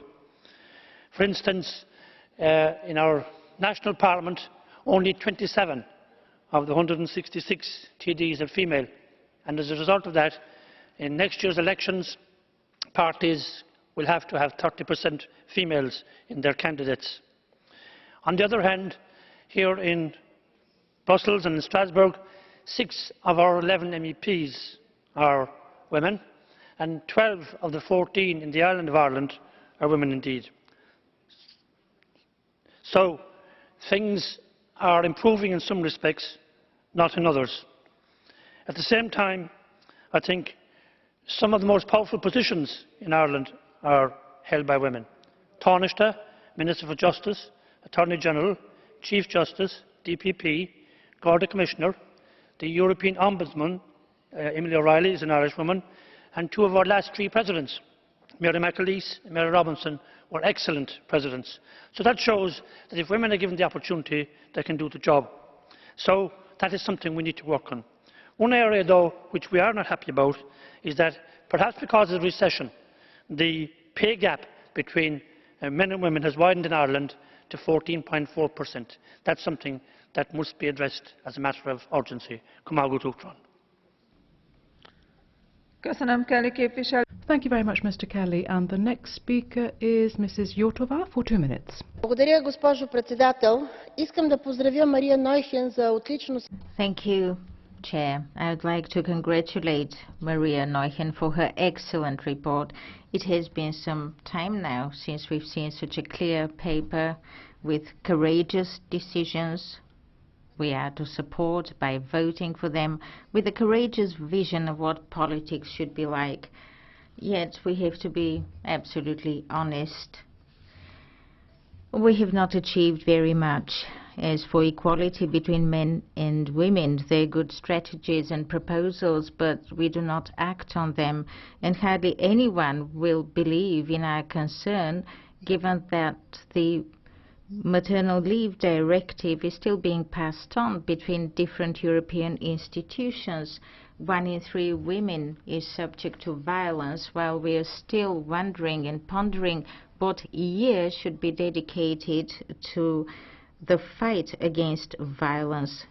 No one will believe us, given that women continue to be paid much lower salaries and pensions, many of them also work in the grey economy without any basic protection.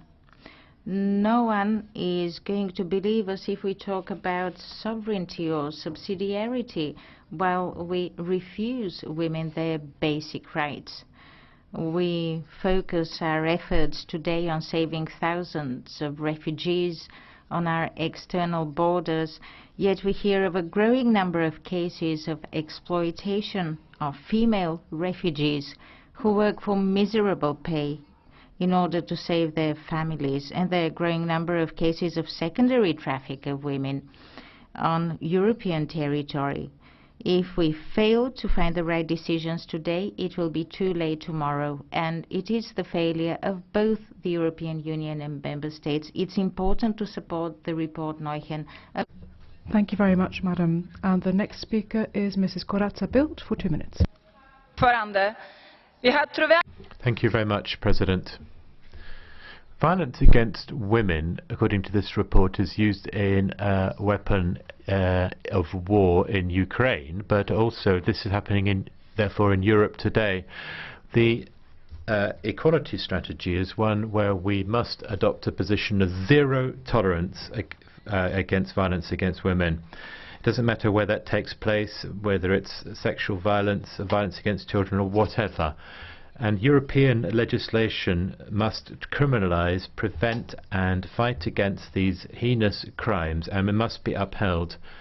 The Member States must ensure that they put a stop to trafficking and support the directives in this regard, and the Istanbul Convention on Violence Against Women is one that must also be upheld. Whilst it is tolerated, we will never have equality, and those outside of Europe who come from outside of Europe, for example Nigeria, should not be allowed to carry on female genital mutilation. So we need to ensure that women can work without discrimination, and we must reduce the gender pay gap. It's the path to independence is through being able to earn your own money. More women need to work. More women need to dare to start their own companies and be part of the economy. We must also make it easier for women to take their share of responsibility for children, and men and women must be able to share the career and the home.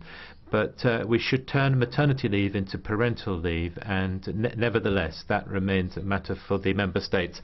Madam President, it is clear for me that women must have a right to be able to determine what happens with their own body. All women should have safe access to reproductive health services. I think it's a shame that the Greens have kidnapped the equality issue. We've got to break out of the red-green ideology mould of the past. Women, this is a fight for dignity and responsibility. Thank you. Thank you very much. And the next speaker is Mrs. Moody for 2 minutes. Thank you, President. In paragraph 64 of this report, it calls for the following: that compliance with gender equality should be considered a criterion for all EU-funded culture, education and research programmes, and asks the Commission to include a specific area of gender research within the Horizon 2020 programme. We know that women are severely underrepresented in science, technology, research and the digital sector. For example, and I quote, "Often there are more iPads in the room than there are women. It is shameful." In the UK, women make up under 30% of the information and communications technology workforce, comprising around 20% of computing graduates and 10% of app developers. There is forecast to be a labour shortage of STEM jobs of around 7 million by 2025, and women only make up 24% of science and engineering professionals.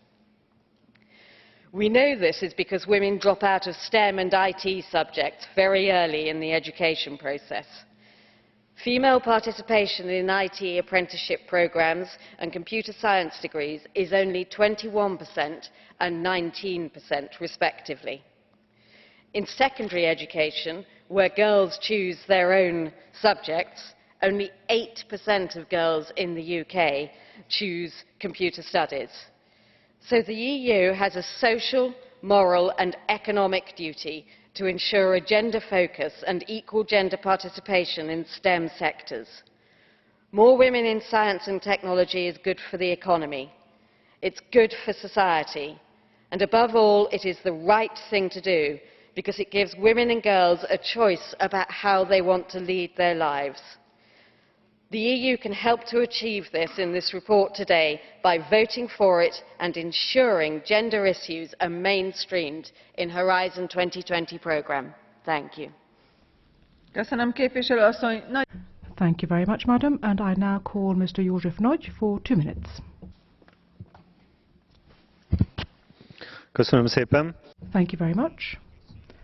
Madam President, today in the European Union we know that the gender pay gap is 16%. So depending on whether you're a man or a woman, you do the same job, 16% difference in terms of pay.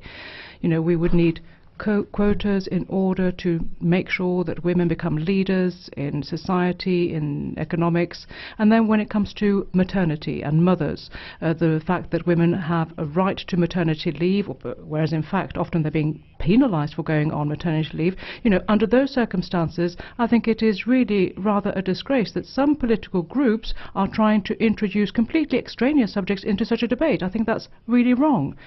And for that reason, I'm afraid I can't actually support the report because of these extraneous factors. These are issues that have nothing to do with the subject in hand, and I think you're making the report completely impossible by introducing these elements. As far as the EU is concerned, I think we're expecting tangible steps for men, for women, for equality. We want to look at economic issues. We want to look at society, equal opportunities in those areas. And we also need to, of course, recognise the difference between the sexes, the acceptance thereof, and making sure that these differences are used for the best of society. So we don't want some kind of uniform approach applicable to everyone. We are, after all, men and women, and each and every one of us should have an opportunity to thrive in life, to fulfil their potential. So what we need is specific steps, a series of specific steps in order to create genuine equal opportunities and gender equality in European Union. And that is why I would like to support the EPP alternative resolution that has been tabled to this report. Thank you, and only that. Thank you very much. The next speaker is Mrs. Borzan for 2 minutes. Thank you, Madam President. First, I would like to thank Mrs. NOICHL for the job well done, and also for taking into consideration the contributions by colleagues. The latest gender equality strategy did not achieve good results, so this one has to be more ambitious. Gender equality is a precondition for realizing general goals of the EU, such as greater employment and smaller pay gap. I decided to put in amendments in which I asked for easier access to financing for projects for women entrepreneurs. But I do not believe that it is right to focus only on economic approach to gender equality, so I tabled amendments regarding sexual education in schools in order to more efficiently fight against prejudice and gender disequality.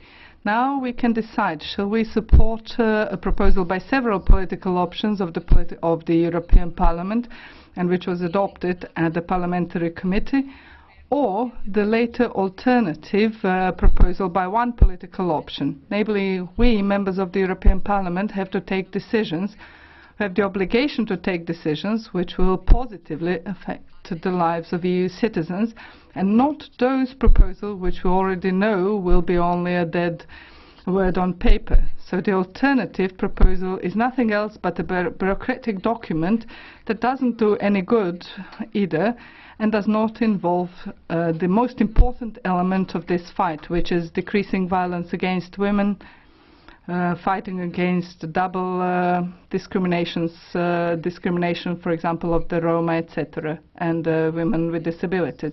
Namely, this proposal ignores the fact that the EU, with its value systems, should be a role model to the world, from which we hear terrible news of violence against women. And as a reporter of the Siena project, I am disappointed that the EPP has not seen the importance of the budgeting for this, which makes this only a word on paper. I therefore support the proposal of Mrs. NOICHL. Do you accept it? Yes. Yes. Mr. Gericke, you have the floor. Ich weiß nicht, ob Sie den Well, I don't know whether you've looked at the EPP ECR report at all. What I'd be interested to know is that, well, we keep talking about this pay gap, which is supposed to be 16%. Now, mothers have a pay gap of 40%.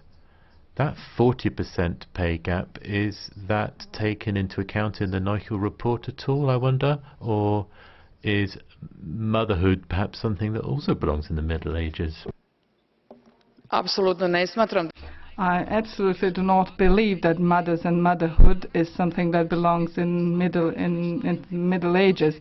But I do believe that in every member state, according to the system of subsidiarity, mothers and motherhood can have appropriate support, financial support.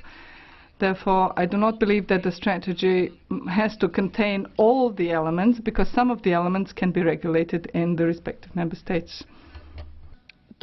Thank you. The next speaker is Mrs. Thoms. Thank you for the floor.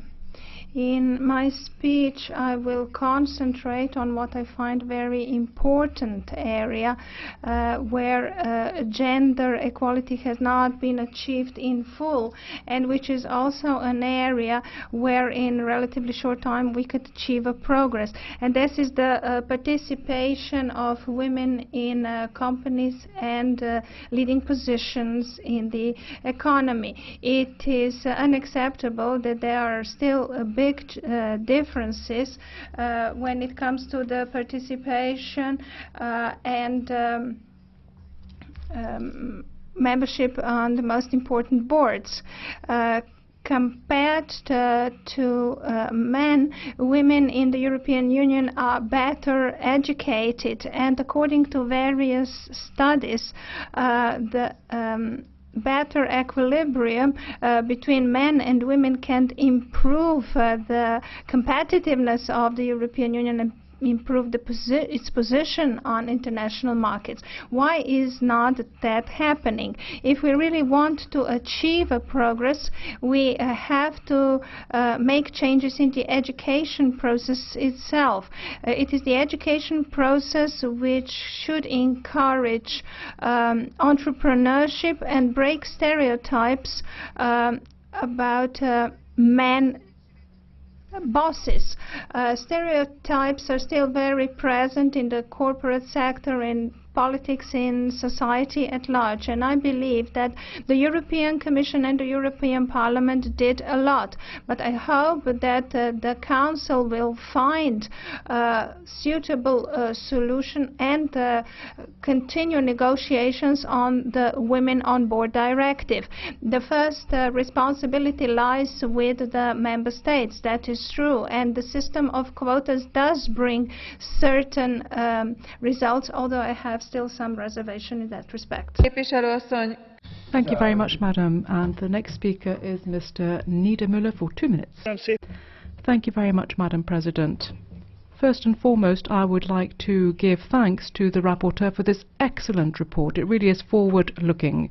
I'm sure you're all aware of the fact that gender equality is one of the basic principles, basic values of the European Union, and that is precisely why we need to tackle discrimination against women, violence against women, also poverty in older age for women. These are indeed European issues. They're not just something that fall within the remit of member states.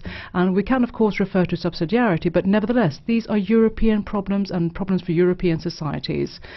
What we need is a report that is forward-looking, not one that tries to hide behind anachronisms and conceal societal problems by doing that. We have to face the fact that there is discrimination against women, which hits some people particularly hard, those who are marginalized by society already, those who live in poverty.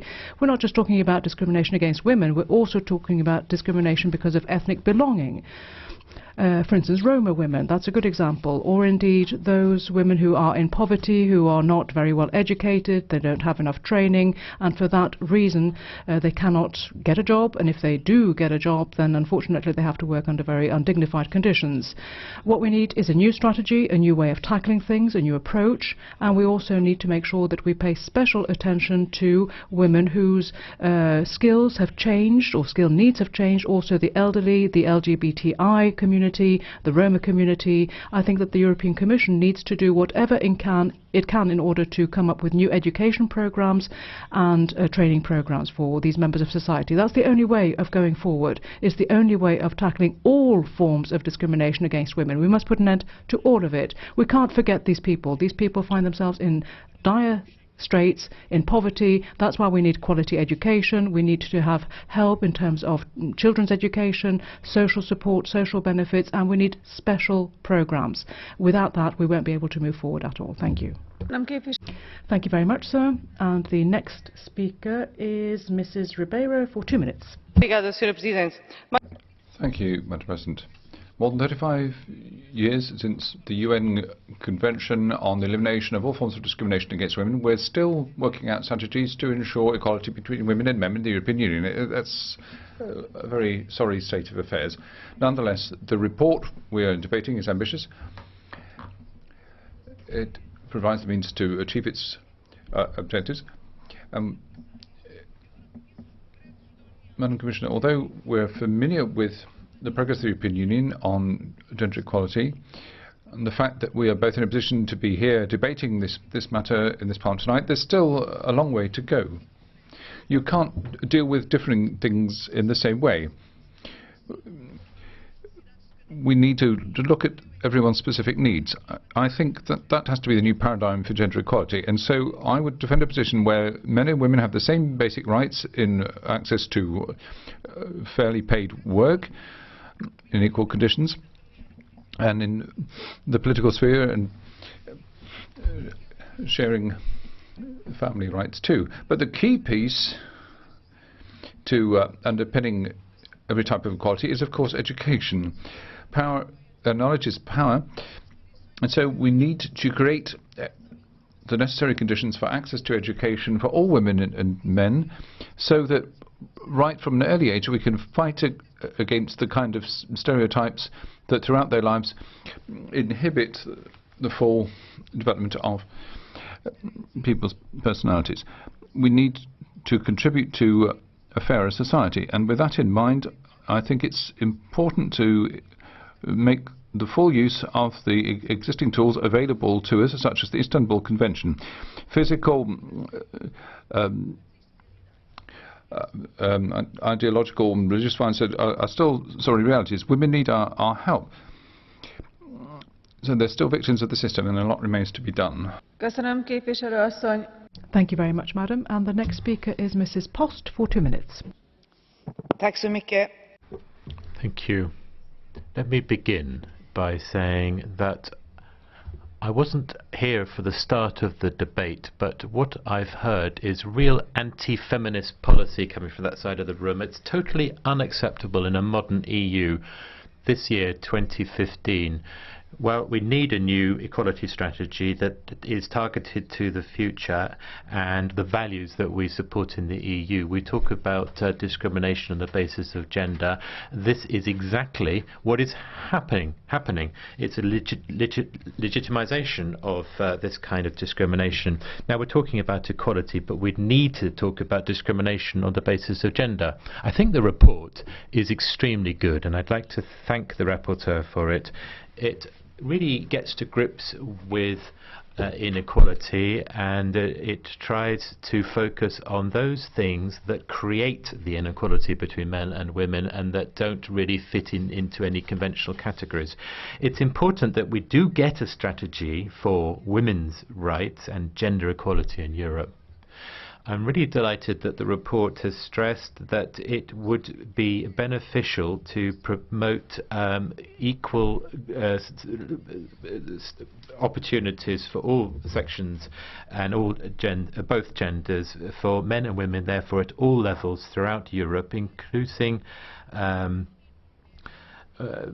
those who have women that have a migration background, minorities, and those that maybe are marginalized in society. I think that we need to take a pretty broad perspective on this issue of inequality. It's about ultimately human rights, and we need to have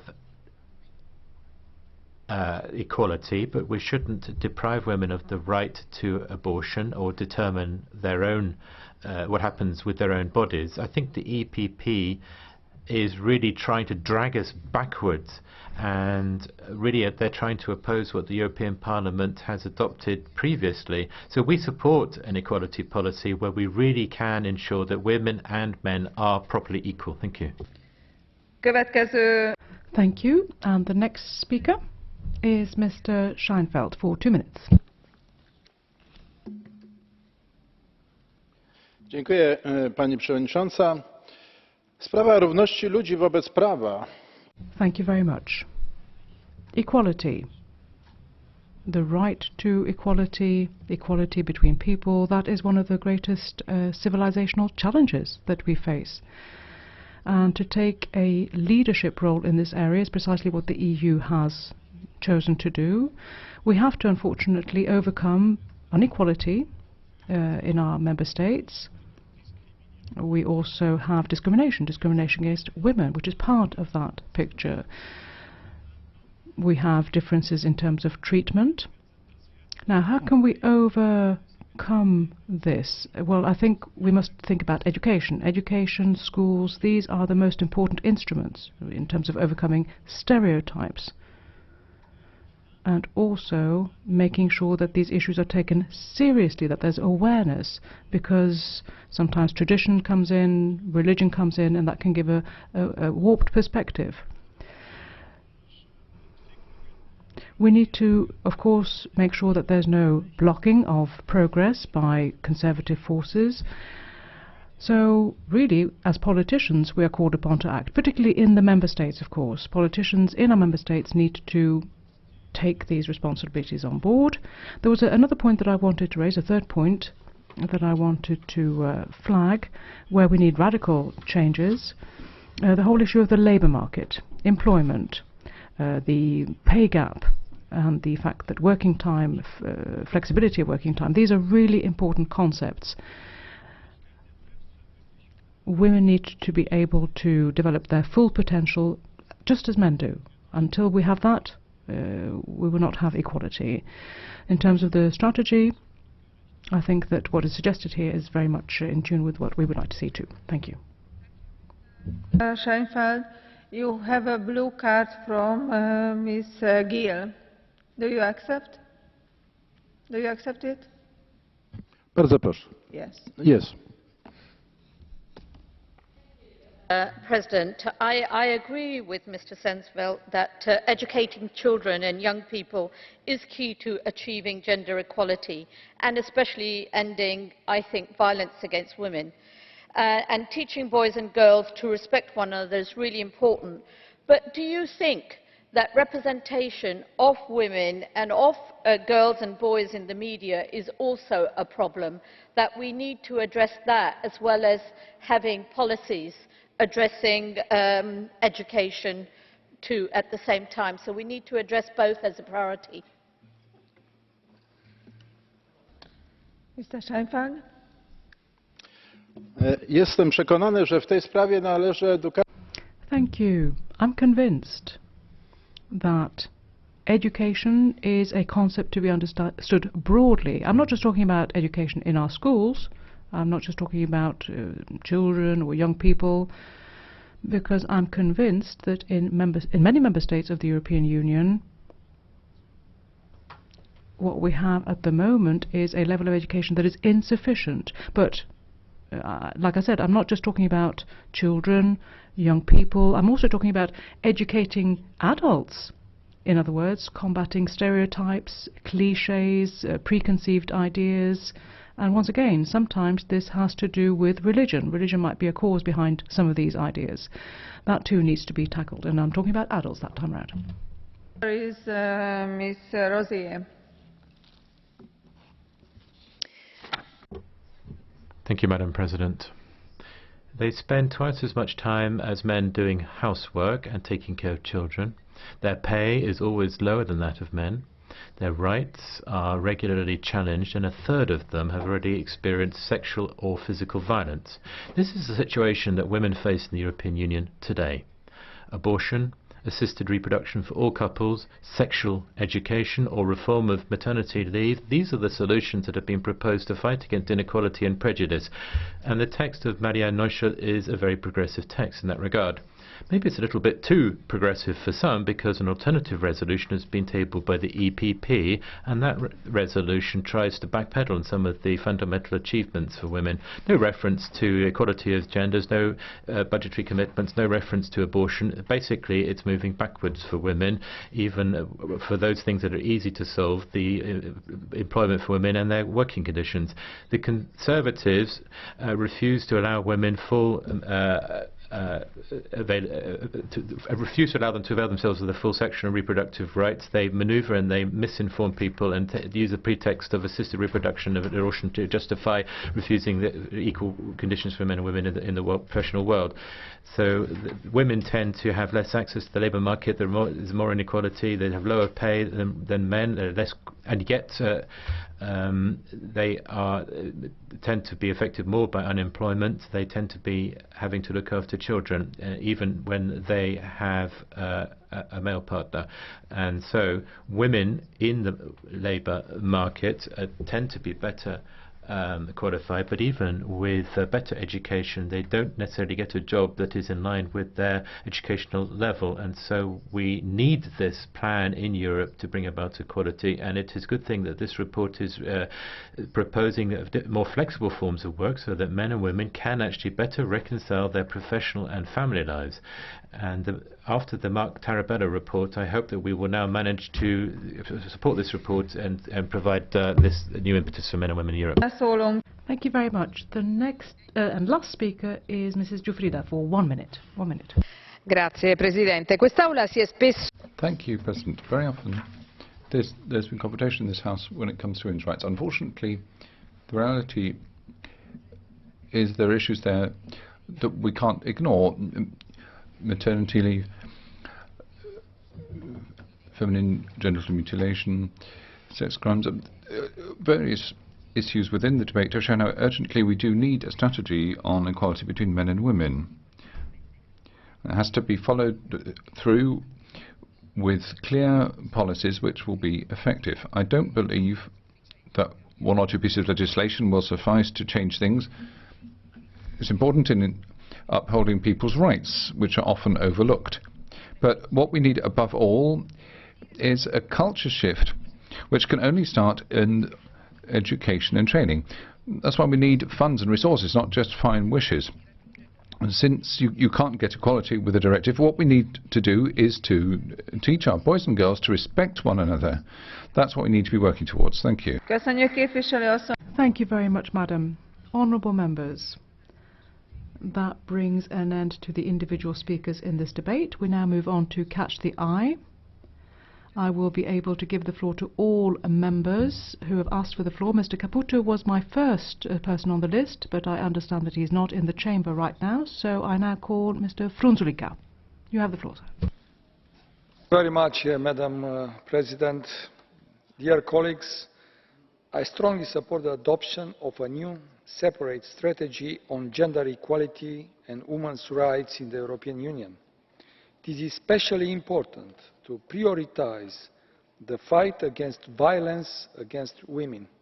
New forms of violence against women, such as those found in social media, are also an urgent matter that needs to be dealt with. We should be very active on combating violence, tackling pay gaps, and on ensuring that women can reach equal positions in the working world. I especially support the new approaches for reconciliation of private and professional life introduced in the report, to be dealt with a strong focus on care and working time arrangements. I truly thank the rapporteur and the shadow for the great job done, and I am sure that it will have a very positive outcomes in the societies in the future. Thank you. Thank you. The next speaker, Mr. Marias. Madam Chairman, in today's economy, the efficient implementation of the policy for gender equality has the highest priority. In the countries of the European South, the austerity measures of Merkel led the women into the margin and the very poor. In Greece, 60% of the unemployed are women, and there are 518,000 women unemployed. 15.7% of these unemployed women have an unemployment benefit, and the unemployment of women in 2009, before the memorandum, was 14.4%. In 2014, the rate is 29.3%. Also, there is a pay gap between men and women. It has increased significantly. The public sector has been destroyed, and we have flexible work, and so women are desperate concerning jobs. Inequalities between men and women have negative results for society, and because of the inequalities, these societies cannot create sustainable growth and social cohesion. Thank you. Thank you very much. The next speaker, Mr. Jakovčić. Thank you, Mr. President. I was very happy when I saw the information that this report was adopted with the majority at the committee, because that means that finally this Parliament will adopt this report speaking primarily about basic values of the EU, equality between men and women, about freedom for all people, for all individuals. Unfortunately, in the debate today we have seen many differences, and of course ideologies have been pulled here, but of course we have our own different ideologies and belong to different political groups, but some things have been adopted jointly at the committee. But when speaking about subsidiarity, I am one of the people who believe that things should be dealt with at the local or regional level, so I actually cannot adopt the principle of subsidiarity here, because I think this is about higher values, freedom, etc. Thank you. Thank you. Next speaker, Mr. Eserich. Thank you. We talk about equality post-2015. I take you back to a time a young girl grew up during the Second World War in England. She was from a lower class background than most of the rulers we've ever had in England. She grew up to win a record number of elections in our country. She defeated the hard left in our country. She defeated the Soviet Union and won the Cold War. She went on to fight for liberty and freedom, and at every step of the way, Margaret Thatcher never once had an EU directive or a helping hand or a quota. So in the spirit of freedom that Mrs Thatcher put forward, when you speak of gender quotas for business, sex education and PC indoctrination in schools, and the amount of housework that men should do being dictated to from here, well, as the lady would say, no, no, no.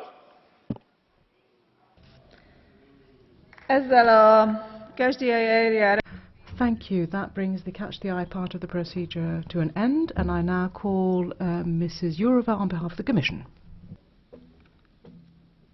Ladies and gentlemen, the European Parliament has always been a driver and an important partner for change for gender equality. In today's discussion on NOICHL's report, I heard here a very strong voice on the necessity to have a strong and comprehensive EU policy to promote equality between women and men. I count on your support to continue our journey towards an equal Europe, and I reiterate the Commission's strong commitment to equality between women and men, backed by concrete policy actions. Thank you.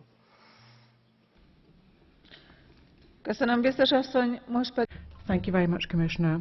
And now I call the rapporteur, Mrs. NOICHL, for 2 minutes. When the right to vote was introduced for women, was that progress or was it gender ideology? When women were allowed to open their own bank accounts, was that gender ideology or was it progress? And when rape was finally considered a crime, was that gender ideology or was it actually progress? These are the kinds of thoughts running through my mind today, having listened to some of the contributions in the debate. I thought these kind of contributions really belonged in the past. I have an appeal to put out to you, and I'm calling upon the EPP and on other Conservatives in the House. An appeal to you. Please be honest vis-à-vis your voters. Please be honest. This is an own initiative report. It's not a legislative proposal. Please be honest, and please also point out that this is not something that's going to be transposed into domestic legislation immediately. It's a message that this House is trying to send out. And please be honest. Do not make allegations about things that are actually not in the report. For instance, a lot of people referred to the report about surrogacy. There is nothing about surrogacy in my report, and yet you've referred to it repeatedly, so please be honest. You know, ideology is something that you're pushing here, not so much us. Also, an appeal to all of my colleagues in the House.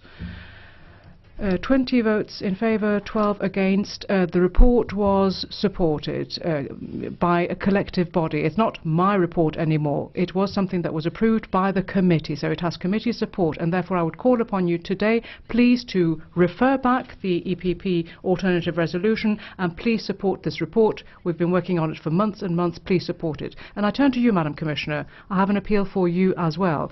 This report for you is a basis, it's a premise, and then you start doing your work in the Commission, its strategy and what you need to do for the future. And I would like to make it clear from my own perspective, and on behalf of the FAM committee as well, I would like to make it clear that we will be there by your side to support you whenever you need us. We're talking about a first step here, something that we're deciding for the citizens of Europe. The second step is the step to be taken by your institution. I very much hope today that we'll take the right first step, and then the ball will be in your court. Thank you, Madam. Thank you very much to the rapporteur for her concluding thoughts. That concludes the debate, honourable members, and the vote will take place tomorrow. We move on to the next item on our agenda, which is 1-minute speeches. And I would like to call, first of all, Mr. Claude Rollin, the first speaker. Thank you, Madam President. We need hardly stress here that the challenge posed by unemployment, particularly youth unemployment. We cannot tolerate seeing a generation being sacrificed. 5 million young people, more than 50% of young people in some countries are unemployed. It's unacceptable. The youth guarantee is coming into place. Extra resources have been marshalled. That's significant, but we need to redouble our efforts. Too many young people are leaving the school system without qualifications, and there are too many jobs not being filled because they can't find properly trained candidates. All the stakeholders now recognise the need to develop sandwich courses. There are systems available and they work. So let's draw the consequences of this and set up an ambitious European system of sandwich courses, alternating education and training in Europe. We need to get the social dialogue going again. The trade unions and employers' organisations agree with our analysis, and the Commission should bring them together to bring out an agreement on sandwich courses. Thank you. Next speaker, Mrs. Dodds. Thank you. The second reading of an EU referendum bill will take place tomorrow in the British House of Commons. It looks like the referendum will occur next year. Till then, David Cameron has said he'll focus on trying to renegotiate Britain's relationship with the EU. Labour MEPs have been fighting for many years to reform Europe.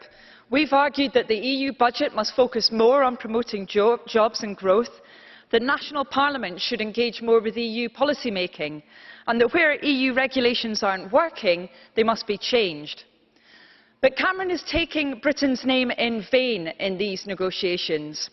His plans include abandoning tightening up the Posted Workers Directive, making wage undercutting worse, not better.